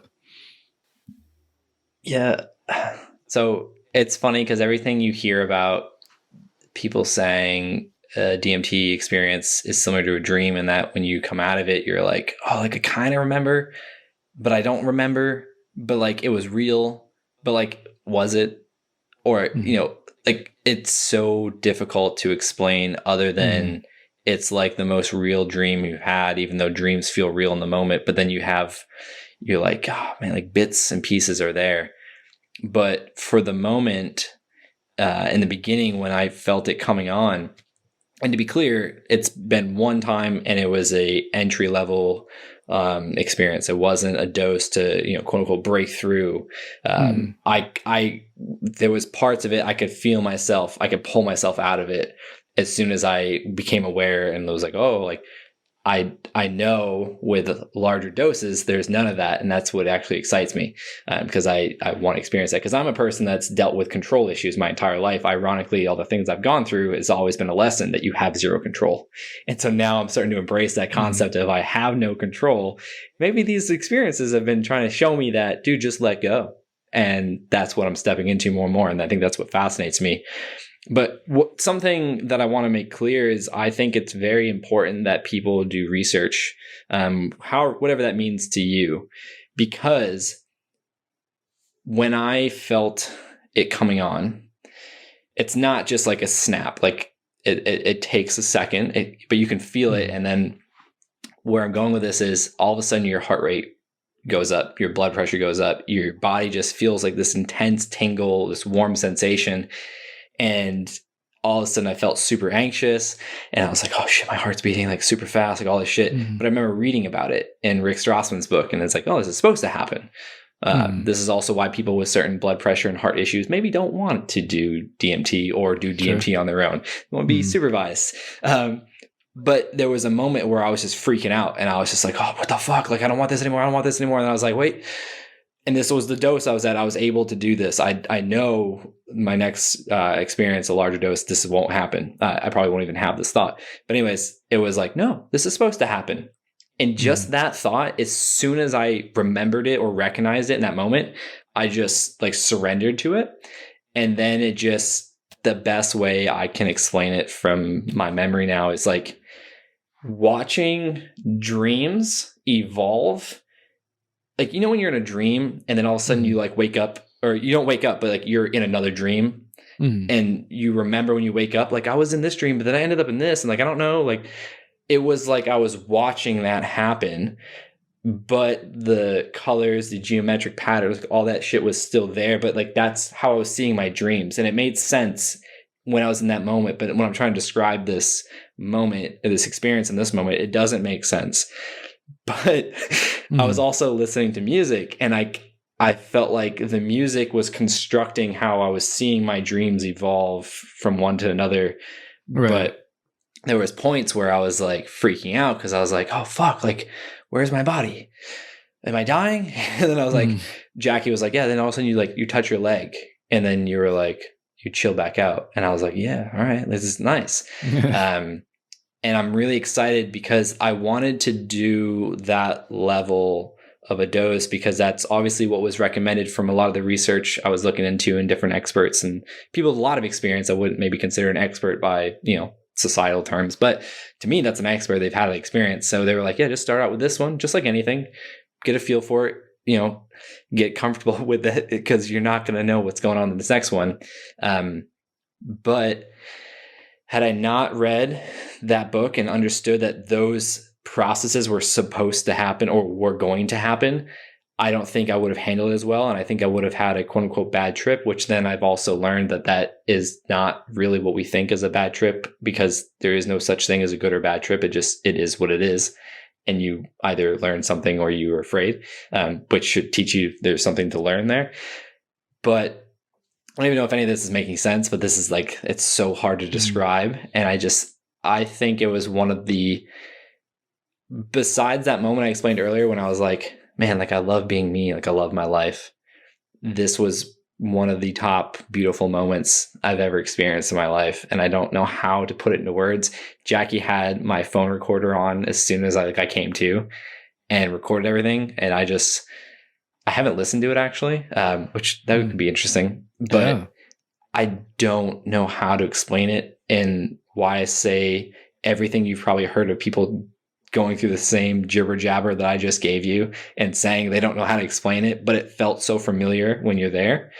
it's true. Like that, Right. and for me, that's exactly like everything I've heard Rogan or Mike Tyson or all these other people talk about DMT. I was like, oh fuck, like all right, I know what you're saying now. I don't know how to regurgitate it, but Right. that's what it felt like. Yeah. I mean, anyone who's had any sort of a even mildly similar experience knows that it is impossible really to describe what you're getting at. So I didn't mean to put you on the spot in that sense, but I definitely was just a little curious what that was like, and because I know we hadn't really spoken about it in any depth. But yeah, I mean, I'm just definitely happy for you, man. I think I'm always interested to just hear what people's experiences are like, and to know that it was overwhelmingly positive, and that you're excited to do it again, I think is everything that I need to know. Yeah, I'm excited because it'll be a larger dose to where there won't be, from what I've learned, there won't be any awareness of my body. There won't, like, it'll be, blasting off is what they refer to it as, like, just, and the whole like other entity thing. And I think, Kevin, I sent you an Instagram post about this when they were talking about like, are the entities real or are they made up in your mind? But is your mind real or is it made up? But like, then if that's made up, then is reality or is it real, or is it like, I love that stuff because it's challenging. It's challenging to the narrative that we're told to believe from growing up, especially if we're grown up in a religious sense, which, Brandon, you talked about that growing up, and I've had similar experiences, and it's just like, it's just so endless. I think that's what I love about it. But I believe that's because we're endless. I think we're infinite. Like, we're not just confined to this human subjective reality that we call human life. Like, I think there's more to it. And I think that is why I love, exploring meditation, floats, psychedelics. And to be clear, I haven't even, experimented with LSD or what's the other one? MDMA. Like, it was weed for like, 11 years ago. And then it was like 3 years ago, it was a little bit of mushrooms. And then now it's like, all right, like, I'm just very interested in DMT right now. And I think there's a difference. I have some friends that are like, yeah, like, it's just fun. Like, we're going to party, we're going to do some ecstasy, and we're going to eat mushrooms, we're going to drink. And I have no interest in that at all. I want to be secluded from people. I want to be in the dark. I want to be with maybe one or two people. I want the set and setting to be a environment that is going to allow me to explore my mind. I don't think being at a concert on 3 different things is the way to go. My personal perspective on that. But that I have like a very, I don't want to say medical is not the right word, but like just a self spiritual, I don't know what the word is. Yeah, I'd say like a spiritual self-growth perspective of interest with these compounds. And yeah, I'm excited to so experience it again. I gotta confess, man, I'm like a pussy, I guess, because when I think about DMT, like, and hard drugs, right? I mean, I do just as much drugs as the next guy, and I don't really do nothing crazy.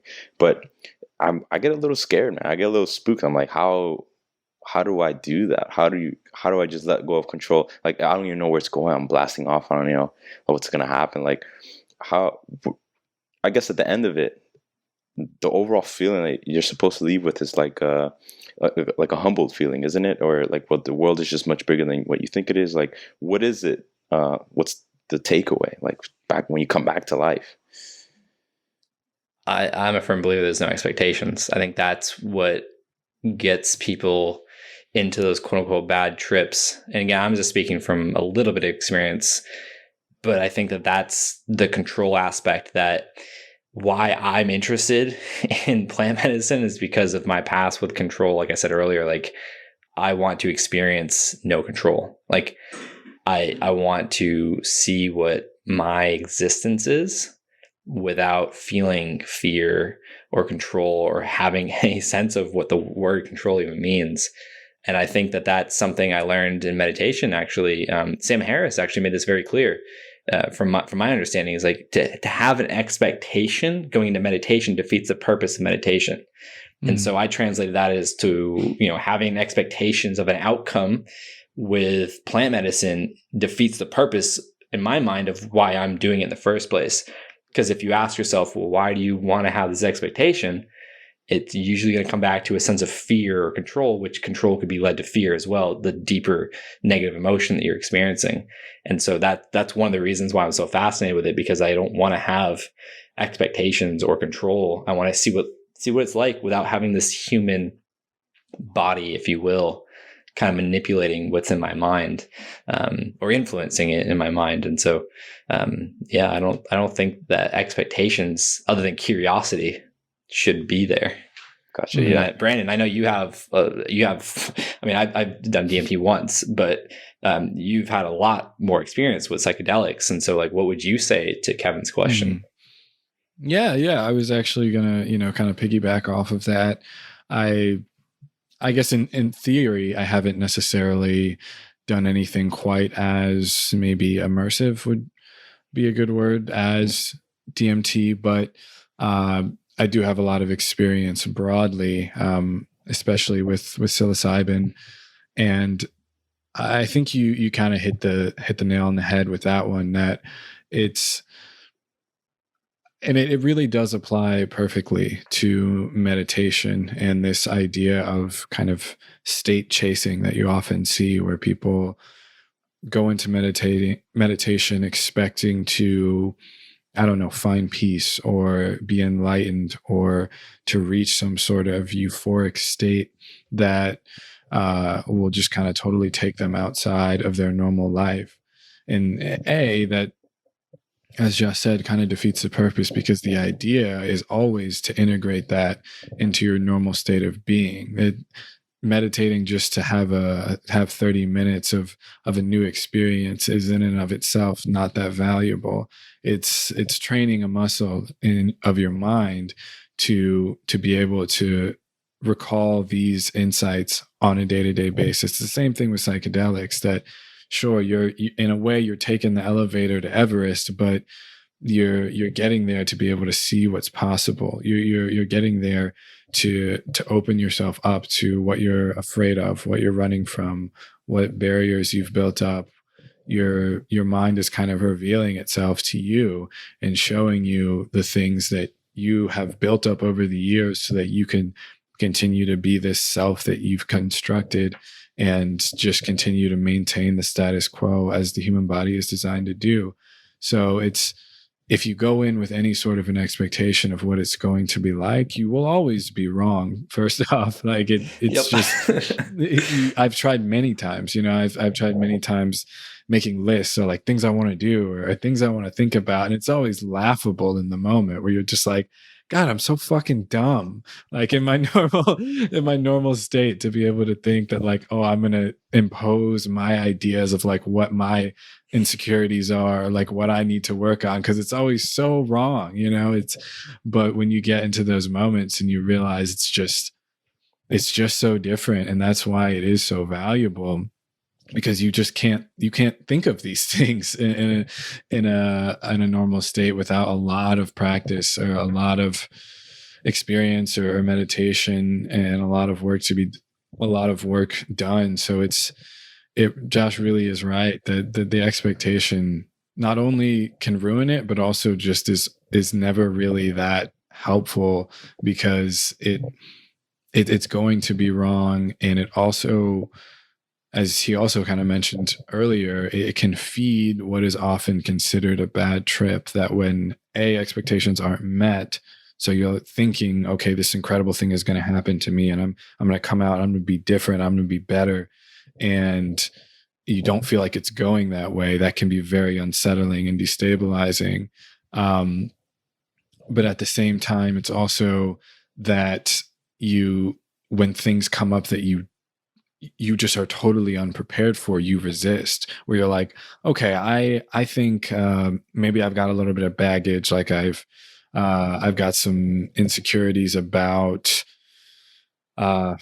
I don't know, the way that I talk. And so you're like, hey, I'd like to maybe dig into that a little bit, maybe become more comfortable with that. But then out of nowhere, you have some memory from childhood that comes up, or something that you just had no idea you even had a problem with. And you're like, hey, this isn't what I bargained for. And that is the moment when things turn bad, is when you say, this isn't what I wanted. I just want to go back. And you start to resist. And that's when things can become from my experience, very unsettling and very uncomfortable in various different ways. Like, these are incredibly strong compounds that can be quite dangerous if you're not prepared and you don't have the proper set and setting, and the proper kind of lack of expectation in a way. So there's just a lot of balancing forces there, but as much as you can, just go into it with not to be reductive, but a certain open-mindedness that whatever happens is useful. And even if it's scary, or if it's otherworldly, or you lose control, there's something to be learned from it, and then it's not innately negative or positive. It's just an experience that, if properly integrated, always can be beneficial and help you grow. Wow. That was a very deep, elegant way of describing everything I said, and that was beautiful. I think he's crying. Yeah, thank you, Josh. Yeah. I think my favorite thing, whether it's plant medicine, it's a business, it's exploring limiting beliefs or anything, whatever, if you can have the intention to be curious, I think that takes all the emotional charge out of something. It just allows you to see what is and not make meaning of it. Human beings are meaning making machines. So like Rand said, if you're going into something thinking I'm gonna be a better person because of this, and you come out and you're like, oh, like I'm like more anxious now, or I'm like, I should be better, but I'm not, or I'm the same. That could fuck you up.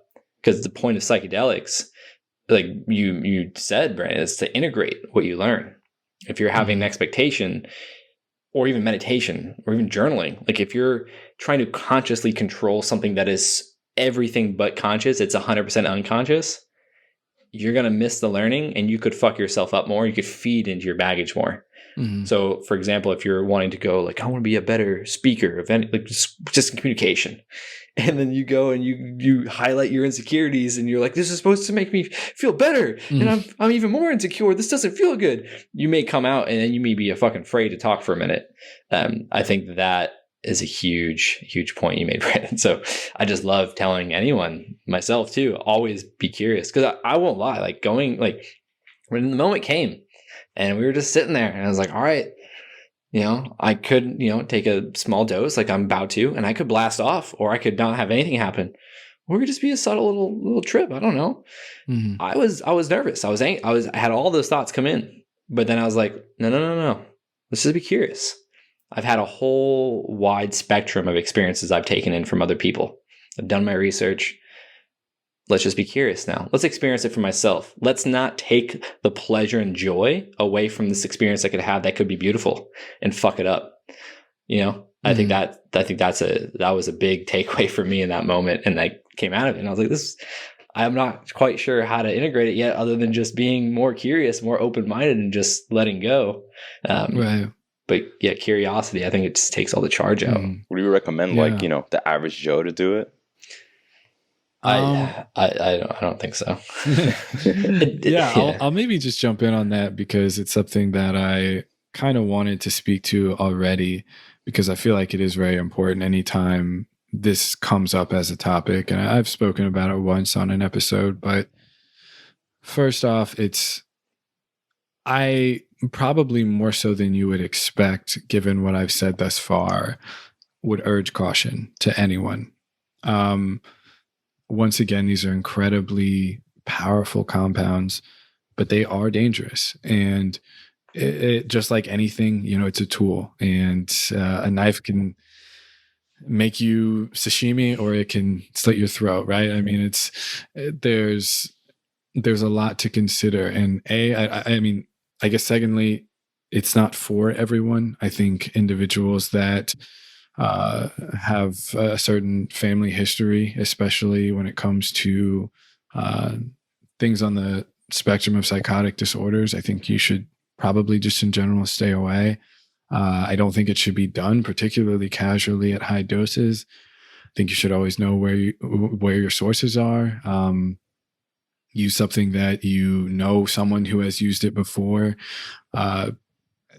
Set and setting, as Josh mentioned, are so crucial as far as being able to have some control over your environment, being with someone that you trust, doing the work on the front end, which I think a lot of people miss, is you need to spend weeks meditating, practicing, getting comfortable with silence, with yourself, with your own mind, because you're going to be there without it being a choice. You're gonna get there, and that can be very challenging for people that aren't accustomed to going to those darker places, or even, I don't even necessarily want to say dark, but just accessing more of their psyche. And we run from a lot, we hide a lot, we build a lot of barriers, and that's how we operate in society and maintain relationships as people. So it's just something that, generally speaking, I would always advise doing it with someone who knows what they're doing, with a guide, in a therapeutic setting. And if you can't, I wouldn't necessarily advise it. But not to scare people off, but it's something that I've been lucky in a lot of ways to have done them in kind of an experimental, curious way when I was younger, and nothing bad came of it. But I definitely was reckless at times, and I definitely did it in more of a carefree kind of, let's just have some fun sort of way, as Josh kind of spoke to, when I was younger. And nothing bad came of it, as I said, but it is a little bit of a, kind of spin of the revolver, in a way that you don't necessarily know what you're going to get. And unless you do it properly, you prepare properly, you have the right people around you, there's definitely a lot of ways that it can uniquely go wrong. And on the back end, I think, as Josh also spoke to, integration is so key. That because it can be this portal into this new world that you don't recognize, both metaphorically and literally, depending on dosage. And it can be tough. It can be destabilizing when you gain these incredible insights and you see these things you've never seen before, and you realize what your brain is capable of, and you become detached from your ego, and you feel like you've, just been teleported to Mars for a moment, but now you're back on Earth and you know nothing about Mars and you can never go back. It's almost something kind of like that, where it can be very frustrating to have a very kind of a quote unquote breakthrough experience where you feel like it changes everything for you. But then if the integration isn't there, if you don't have the proper guidance, or you're not able to find ways to, because it can be very difficult to remember, and it can seem almost like it wasn't even real, like it was a dream. And so if the integration isn't done properly, it can leave you just kind of wanting to go back in a way that you don't really understand, but also just feeling kind of detached from your actual reality. And so, yeah, I mean, I think ultimately what I'm trying to get to is that guidance from people who know what they're doing, and good sources are incredibly important. And just remembering that it's just a tool, and it's giving you a glimpse of something valuable, but you have to integrate it. You have to do the work. You have to try to find similar experiences, to meditate, to be mindful, to challenge yourself, to address fears just in your normal waking life, if you want these compounds to actually be helpful and not just be this like crazy thing that happened to you that is hard to describe and hard to, really just integrate into your regular life without being like, well, what the fuck do I do now? Like, do I quit my job? Do I move to Bali? Do I, people process it in all different kinds of ways. But are you planning on doing it? On doing what? DMT?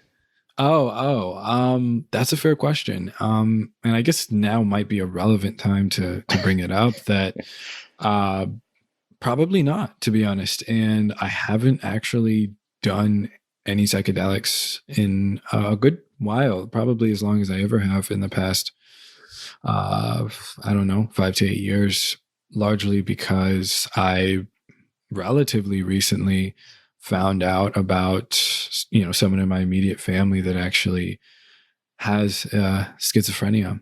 And that has changed things for me in a pretty significant way, as far as how I think about psychedelics and mental health and different states. And so in a way, now I'm kind of in that category of people that has to have a pretty extreme amount of caution with anything on this spectrum. So, to be fair, I don't know what my future will look like with psychedelics because, as I'm sure anyone can glean from what I've said, I have a lot of experience and see so much value in them. But I also have a very new perspective based on what I've experienced and the kind of natural, I guess, risk factors that I maybe have that I didn't realize.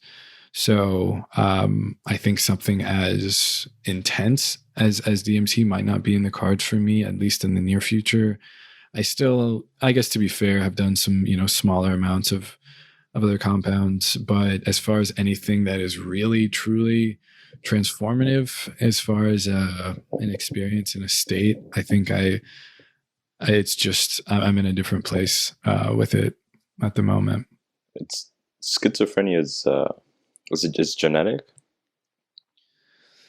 Yeah, I mean, largely so. It's of course nothing is fully genetic, but it definitely is largely, at least for our current understanding of it, which to be fair isn't great.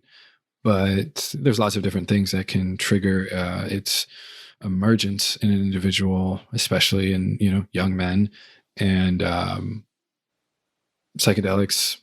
Heavy doses of THC. There's lots of things that can be triggers or traumatic experiences in life. There's lots of things that can then bring it to light, and there's arguments over whether or not those things are, whether this condition would come to light without those being at play.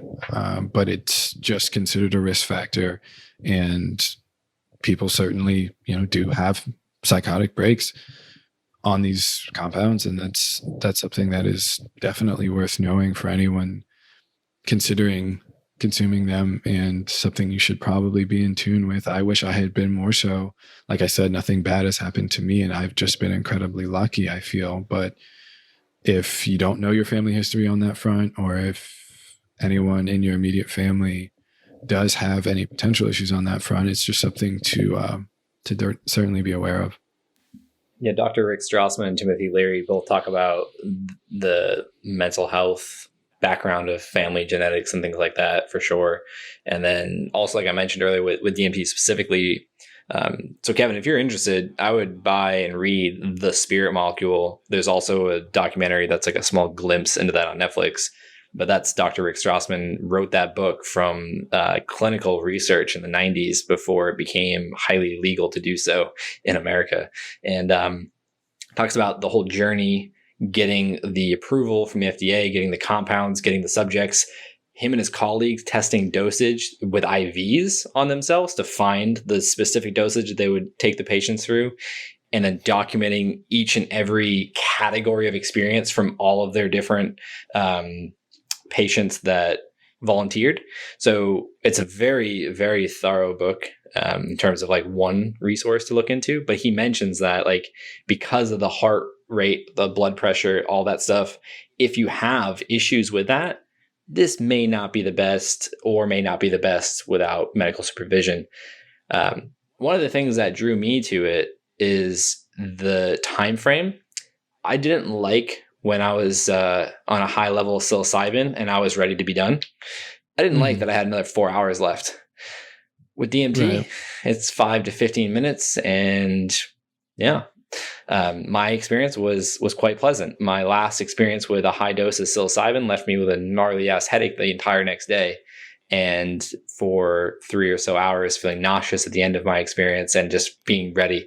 That could have been my control issues coming up. I don't know. I would imagine that would probably what that was, but that's why I've taken a fascination with DMT, in which they also refer to as unearned wisdom, because it does just launch you out to a different part of your brain where you have, if you're, integrating, like Brandon keeps talking about, like integrating is very important, then you have what they call unearned wisdom.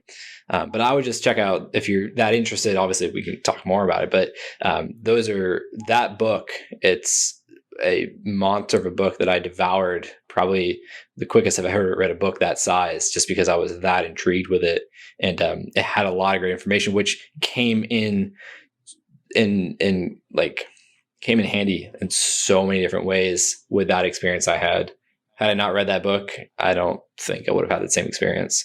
But also, sorry to interrupt, but on your note of what you said earlier about, who should or should, like Brandon was saying, if you're not willing to do a lot of journaling, if you're not willing to do a lot of meditation, I would argue if you're not willing to get in a float tank for an hour or 2 hours, I wouldn't suggest messing with any psychedelic, because if you can't handle being by yourself in total darkness and no sounds and just your mind for an hour or 2 hours, whether it's meditation or a float tank, I would say no, don't. And actually, Brandon, I don't know if I mentioned this to you. I did a float. Actually, I have one more on my account. I may re-up my account now, but the first float I did after my DMT experience was completely different than the other ones. Oh yeah, dang! It's been a couple weeks now, so I don't remember the whole experience. I didn't take note of it. I talked about it a few times, but I just remember it being like, I want to say more pleasant or peaceful, but it's just like it had a different, I don't know, like a different vibe to it. And so now I'm like thoroughly interested to float more. I don't know. I forgot to tell you about that, but I had like a really profound difference of experience the last float I did compared to the one I did before I had my DMT experience. Yeah, no, that's super interesting. I mean, it makes sense that once you kind of, I guess, expand what you're comfortable with and what you've experienced, that you just it's easier to relax into anything on that front. And I guess just to continue to piggyback off what you were saying, I think, I guess it's something I say often, but just to Kevin's question as well, in all things, I think the floor and the ceiling expand together. And so it is what it is. Like, it's with something that's this powerful, that can be this meaningful and insightful, and that when in clinical studies, when people take these compounds consistently, it's, they consider it a top 5 experience or most meaningful experience of their entire lives. And there's that incredible ceiling, but at the same time, there's a lot of risk. And I think everyone should be super in tune with what the floor looks like before they consider it. But also be aware of what they're doing right now with MAPS and a lot of these breakthrough phase 3 clinical trials that are going on right now. I mean, they're, I think, the most promising thing that exists for maybe even humanity as a whole. I don't mean to make it too woo-woo, but as far as what they're doing in a therapeutic setting for helping people with PTSD and treatment-resistant depression and all sorts of, some of the worst suffering that exists in this world, that they're, essentially curing these people in 1 to 2 sessions with essentially no side effects and no long-term medication. It's truly incredible and so exciting to be alive right now when that's happening, that when they are able to control for set and setting and to do these things right and to give people very precise dosages and really do science in regards to these things, it's the options are limitless. And I hope that it's not something that gets derailed by any stretch because people use these compounds irresponsibly, or they become legalized recreationally, and then something awful happens and people get scared. It's exactly what happened when they first were doing all this in the 60s and 70s, where there was lots of research happening. It was all super promising and exciting. And then the war on drugs happened and a lot of scare tactics came along, and people just got a resistance to these things because of the fact that the floor is there. But I guess that'll be my last rant on the subject. I have 2 questions really, but I guess I'll go in order. Like, this is a chemical or hormone that the brain or the glands excrete right before you die, right? There's no affirmative actual data on that from my understanding. They think that, and Brandon, correct me if I'm wrong on this, but they think that your lungs produce it and your brain, and to a degree your liver, but I don't think that they've been able to isolate and actually say, like, this is what does it. Or maybe it's the pineal gland they're trying to direct it towards. Does that sound right, Brandon? Yeah, I couldn't speak to it with a high degree of accuracy, but if we're talking about DMT, I would say that's That's what I assumed you were asking. Sorry. yeah, that's my general understanding. Yes. Yeah. Yeah. So, okay. So I thought that was because I was thinking, are there did anybody look at the effects more long term? Like you said, these people were getting ready to do their experiment, but they were trying their doses on themselves. So they dosed themselves a couple times. The spirit molecule? In the spirit molecule. Yeah, they did follow-ups with the patients, different time frames throughout the months and years. And that's something that was also interesting to me about it. There was, to a degree, no negative side effects, so to speak. Obviously, like Brandon mentioned, schizophrenia, heart pressure, or blood pressure issues, like things like that. That could be a concern, but from my understanding and from reading that book and looking at other things, like there's been, what is it? The 5-MeO-A or MEO DMT. There was a issue with it was on YouTube. There was a woman who went to some quote unquote shaman that gave her the wrong dose, and 5-MeO-A DMT or 5-MeO. Why do I keep saying MEO-A? MEO DMT is a different, I wouldn't say compound, but form of just NMDMT. So Tyson talks about the toad. They excrete it from a toad onto glass, and it crystallizes, and like it's a whole different thing.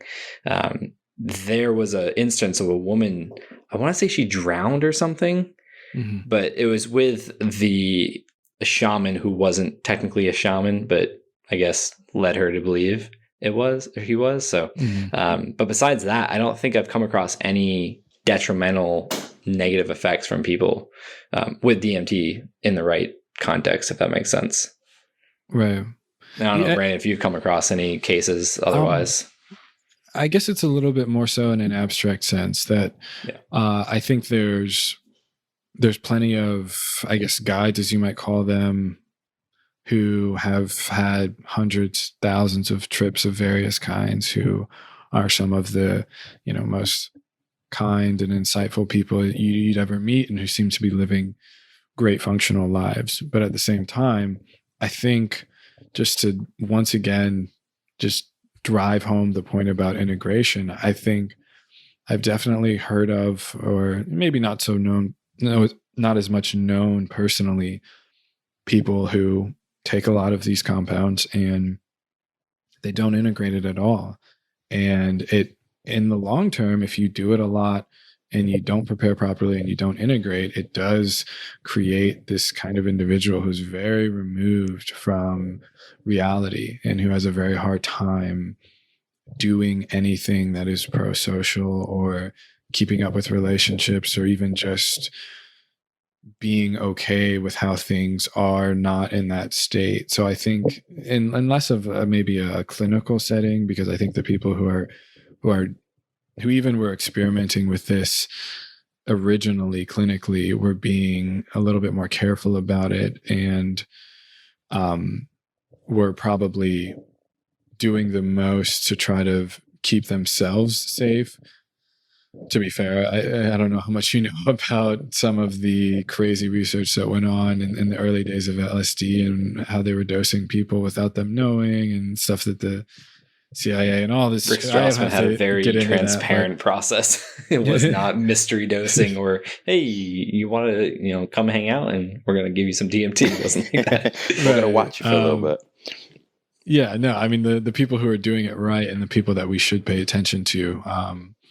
I don't think there's been long-term side effects in that sense, but of course there are a lot of things that you can reference, and I think a lot of things that did fuel the war on drugs in that sense. Even the Manson family and how he was just, giving people hundreds of doses of LSD and just seeing what happened to them and feeding them information and really changing their minds in crazy ways.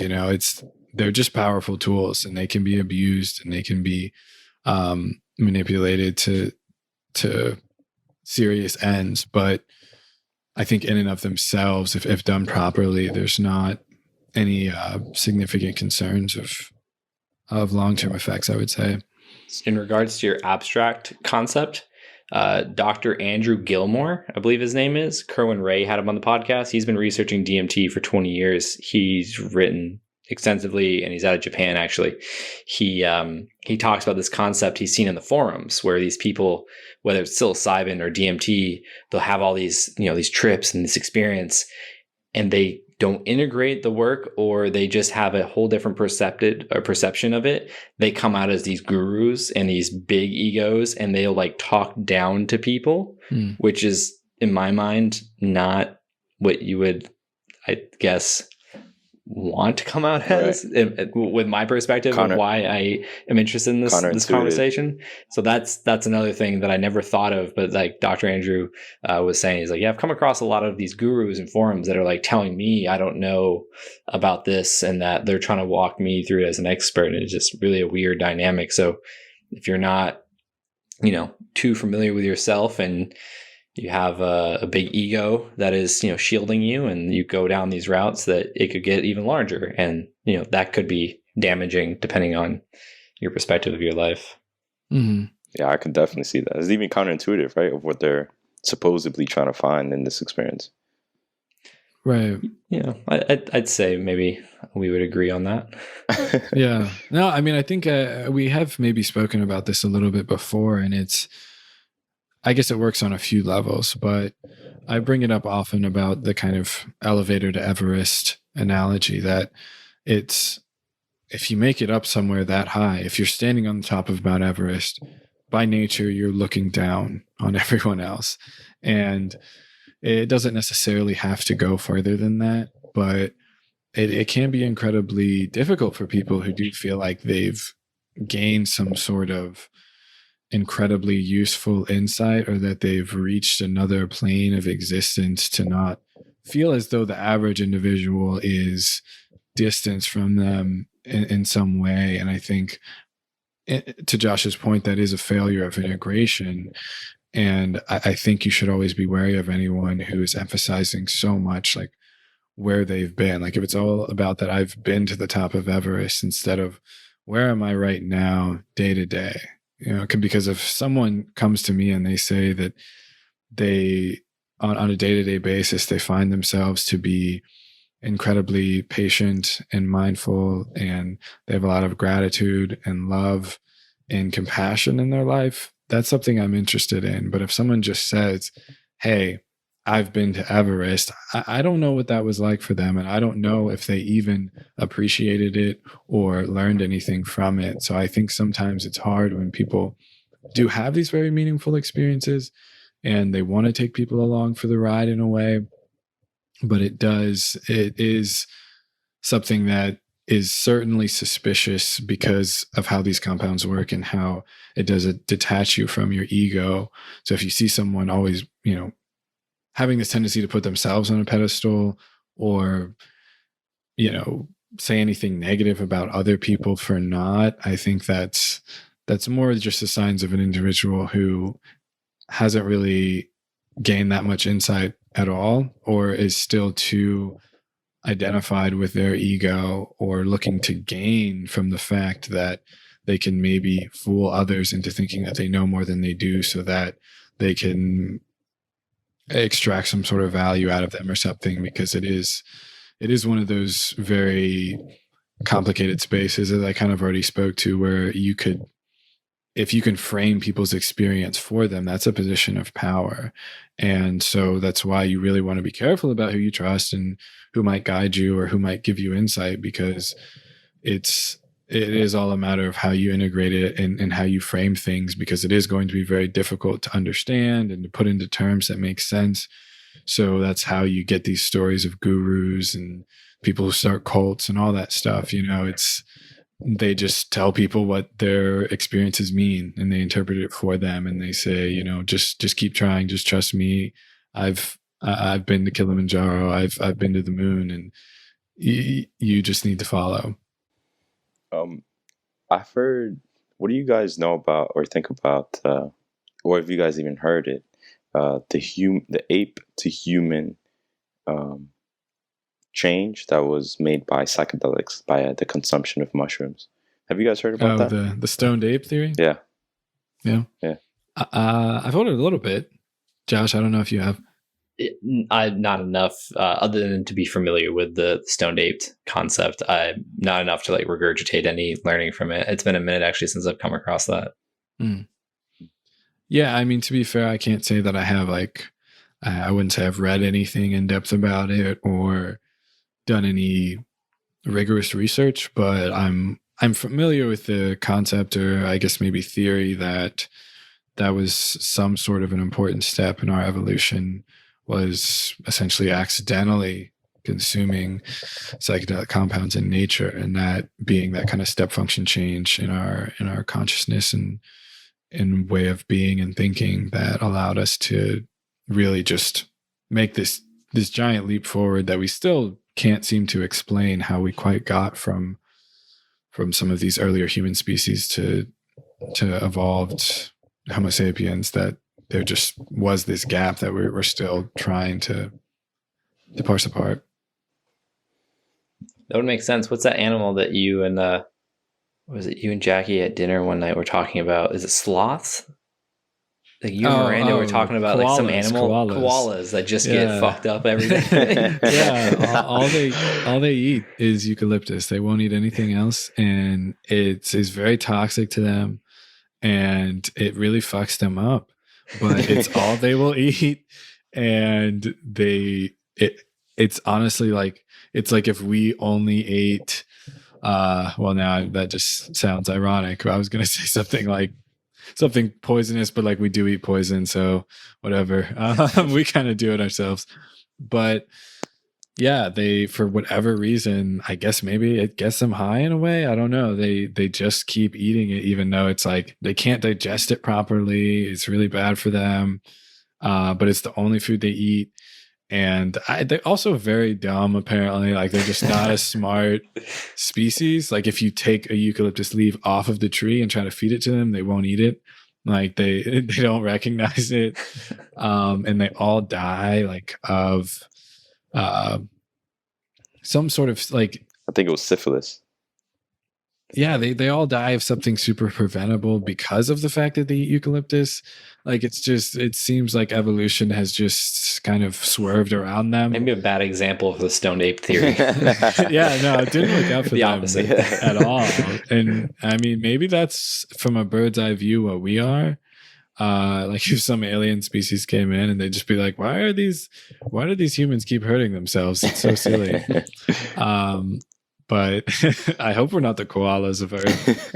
Like, I guess that's the koalas of Earth. Well, a backwards way of putting that. I'll tell you what, if they're visiting us, then we're probably the koalas. Honestly.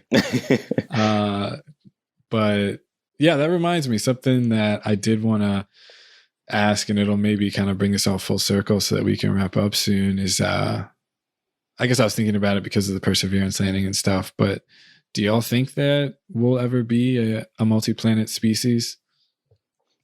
I do. The reason I do is because we have Elon Musk. It makes it real. I think. So the only thing that's common, thinking like Elon, the only thing that it's common is life and then extinction, right? So the repeated cycle. Like if something bad happens and we all get wiped out, that would be nothing new in terms of the history of the world. Actually, that's happened many, many times with different animals. You can go insects, birds, dinosaurs, reptiles, whatever you want. They've all had their time that's been wiped out. So that's the only really thing that's consistent. If we want to break out of that, which is Elon Musk's, I guess, big motive, is to become an interplanetary species. I think humans are curious enough and crazy enough to do it. So I think, in fact, not only will we do it, but if we don't do it, then we don't assure the survival of the human species, right? I think it's inevitable in some sense. I would agree. And I would also add that I don't think that human beings on the planet Earth are the only, whatever you want to label us as, living species with intelligence and ability to travel. And I don't know if you guys have listened to Rogan's latest episode with Elon. I'm about 40 minutes into it, but they're just talking about this concept in that part that I ended on. Yeah, and I haven't. Yeah, it was pretty funny. Like they like started off with like, yeah, remember last time you were here and how fucked up your stocks got? But yeah, they were talking about the not interstellar but interplanet life and things like that. I mean, it's just such an interesting thing to think that we're human beings on planet Earth and we're just now learning more and more about the universe and like other planets, and like we just landed on Mars again with this robot and like all of these things. And then just to like, I personally feel it's naive to think that like that's it, it's just us, we're just on planet Earth and that happens to be it. I can't grasp the concept of thinking that that's it. So with that said, I don't know. I don't know. I feel like I'm not, I don't want to say ignorant to it, but I just feel like I don't know, I haven't explored that concept enough. And that's why I'm interested in, Elon's work and then just this conversation in general. But yeah, at the very least, I don't think that human beings on planet Earth are the only type of intellectual beings with the ability to travel. Right. Yeah. I mean, I think there's definitely a lot of really interesting kind of philosophical rabbit holes you can go down when you start thinking about life in other places in the universe. But I think it's particularly interesting. I think it's just a really exciting time to be alive in that sense that in the next decade we could land on Mars with humans. We could find life, microbes on Mars in the next couple of years. It might not be verifiable for a while until Perseverance gets back. But once we do that, I feel like, cat's out of the bag. Once we find life that is not of Earth, and we have to grapple with the fact that life was not a single emergence in the universe, that I wonder how much will change, because in theory it changes everything, right? It changes the way we think about ourselves as conscious beings. It changes the way we think about our society and our aims and where we should put funding. But I wonder if some people still will not care, or that they'll still continue to live in kind of this small-minded way where by comparison, there's still people who think like, oh, the dinosaurs weren't real. Like that the bones were planted there as some sort of a conspiracy theory. Like there's still these ideas that even when we make these broad discoveries that force us to like question our place in the universe and acknowledge that it's just so much bigger than us. And I think literally 2 trillion known galaxies now in the universe with, probably millions of solar systems within each galaxy, and even just in the Milky Way. Because if we find life on Mars and we figure out that there are 2 planets in a single solar system that had emergent life, that just changes everything about how we think about life in the rest of the universe. So, I just think it's super exciting, and I'm hopeful that if we do, that people will get a little more excited about it and have a little bit kind of broader, more long-term thinking about what it takes for humanity to survive and to continue on. But it's definitely tough. As we kind of started this conversation, we have so many problems here that we're not addressing well. And so there's always going to be that argument to not waste, once again, air quotes that no one can see, waste money on exploring space and solving gravity when we can't keep the power on, when we can't put food in people's mouths, when we can't come together during a global pandemic. It's tough to figure out how we'll get there, but I'm definitely hopeful that that Mars will be this first step in our intergalactic exploration, if that's ever a thing. And we just started. We just discovered the internet. We're just starting to all talk to each other in a global sense, and we just started to really look out into the stars in a really meaningful way. Like, have you guys know about Oumuamua? No, I'm not familiar. Oumuamua. It was it first came. It was the first extraterrestrial object that we identified that came from outside of our solar system. The first, right? They're calling it the first ever. How do we know that? It came from a trajectory that there's no way that it came from our solar system. The way that it came and then the speed that it had, it was actually going faster than any rocket we can even send to it. So we couldn't send anything to it. And we caught it late. I think it was partly visible in 2017, but we came to see it like months later, or I think even years later. And by the time we saw it, it was already leaving us. It was almost like a visitor came for dinner. And by the time we realized there was something strange with the visitor, he was already walking out the door. That's what it felt like. But that just speaks to our inability to really look at this stuff seriously. And then, so we're handicapped that way in terms of technology, right? And then when we do find it, so when Oumuamua was approaching, they're like, oh, it's a meteorite. Well, it's a comet, right? A meteorite has, a comet has an ice on the outside.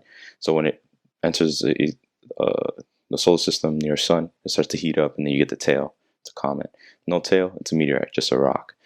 But the issue is, Oumuamua was coming, first of all, way faster than anything we ever approached, from a trajectory, like I said, that you can definitely plot it and see that it came from some other place. But it was actually speeding up as it came across Earth. But it didn't have the comet tail. That usually, just like a rocket, it pushes fuel out on the reverse side, right? And then pushes the rocket the other way. So when the comet's losing that ice, because it's being melted by the sun, it pushes the rocket the comet forward and gives you that forward momentum. They tried to look for a tail, no tail. So, but it wasn't acting like a meteorite either. When they really looked closer into it, it was also changing its intensity and light. So it would change it by tenfold. So an intensity of 1 or an intensity of 10, right? When they plotted out, the best way you can plot it out, it was like a pancake. So it would be like flat, show surface, and then still like this. So they draw it out flat, like a flat circle almost, and it was really rotating like this. So you got something that has no obvious source of propulsion, yet it's moving faster. It's changing its light intensity by tenfold, so it's a lot. You can tell by the light that we receive from it. They can tell like it was maybe reddish in color. And even then, all these things that don't line up, people just looked at it and said, well, it must be some meteorite or some rock that we don't know about. So I think there's two challenges, right? It's like, one, the technology is not good enough. And then even when we do find something, the science community and people are reluctant to open their minds enough to ask the questions necessary to even figure out what that really is, because it doesn't fit the narrative, what we're used to. So until like either we develop way better technology to show proof and more evidence, but we also have to be willing to ask the necessary questions, like, is emitting a radio signal, just to say, hey, that might be an alien out there. Let's do the test and spend the time and money necessary to figure that out. There's barriers to that. We have other stuff going on. We can't really do that. So it's almost impossible to really find life outside of here with these limitations that we have, I think, till we really open up that lane and open up that kind of like curiosity. It will be hard for us to find anything. Mm-hmm. So we limit ourselves too, and we're just getting started. Right. Yeah. I mean, I think kind of on a final note there, it's one of those things that I guess coincidentally relates back to psychedelics, that even just having this mindset of, if there is a broader truth out there, if there is something to be known that would fundamentally change the way that we think about our place and purpose in this world and in this universe, and that would be just absolutely fundamentally important to the future of the species, is that something that we can say it's worth taking some risks, it's worth spending some money, it's worth maybe potentially, pulling away from some other things and neglecting other very real tangible problems. It's difficult and there's trade-offs, but being able to say, if if there is other life to be known, if there are other planets where we could live, if it is an option for us to be able to be an interplanetary species, that is something that we ought to explore at base. I think as long as we have enough people that have that perspective, I think it'll be a matter of time, but that's yet to be seen, and who really knows what the future holds. So I think one day we'll have the capacity, and in many ways, I know we're very far away from very serious interplanetary or even intergalactic travel, but I think it's just an exciting time to see some progress being made and to see NASA still getting more funding and SpaceX doing what it's doing, and just more and more general public support towards figuring out answers to these bigger questions, and just having, as we've all spoke to, a curiosity about what is really out there and what is really true. And sometimes I think too, like, I mean, trying to find out what's really out there, what's really true. Is it that if we've never really made contact with any aliens or anything, is it that we're in the beginning? Is it that we're the beginning of it, of that evolution? You know, is it that it hasn't happened yet? Life is just that statistically significant, like that impossible, that we're just getting started? Or are we at the back end in some backwater that nobody has been able to visit us yet? You know, I feel like all these questions are so interesting. It's not necessarily that we're just coming in midway. It could be that we are the start, you know, that life is just that hard. I think it's important just to have open-mindedness on everything until we find out evidence on it. Mm-hmm. I think the biggest point that you guys just spoke to, without directly saying it, that would answer all these questions, or maybe it would help answer these questions, is getting more people to believe in science. Yep. I think that's one of the biggest challenges I've come across, people that don't believe in science to whatever capacity that means to them. Meanwhile, they're using their iPhones and saying they don't believe in science. Yeah. Just kind of mind-boggling to me. But that's one of the challenges I see, is just reaching more people. Because then maybe if people understood that science is real, then they'd be curious of these questions as well. They'd be like, oh yeah, maybe we should take some resources and put them to getting these questions, because maybe that could save the human race moving forward. Yeah. Or just see what life's like outside of the Earth. Yeah, very true. Right. Yeah. I mean, I don't know if it was intentional, but even quite literally, like the camera on your iPhone, that's essentially the work of NASA. They've made an incredible amount of discoveries and innovations and inventions just from their work, and I think a lot of times that gets a little bit lost on people. But yeah, I mean, I think that's a great one to end on, and hopefully we can just continue to push forward on this external front of science and exploration, but also just the overall collective consciousness of the internal, and people feeling more empowered and interested in getting to know themselves and their minds and their psyches a little bit better. I think if we can keep pushing on those two fronts, we'll end up in a decent place, even despite all of the challenges we face now. But yeah, Josh, Kevin, I really appreciate y'all coming back on. It's been a blast so far, and I think we should try to make a habit of it and do this a little more often. Oh yeah. I agree. I think these kinds of conversations are not only going to be able to help people relate and connect the dots for some people going through things they're going through, but it's going to help push the narrative of open-mindedness and looking within, and being able to make that more of a common mindset for a lot of people that I can see bring a lot of value to anyone in their life. Yeah, absolutely. So, I appreciate you guys. I appreciate you guys too. That man. Wasn't clear.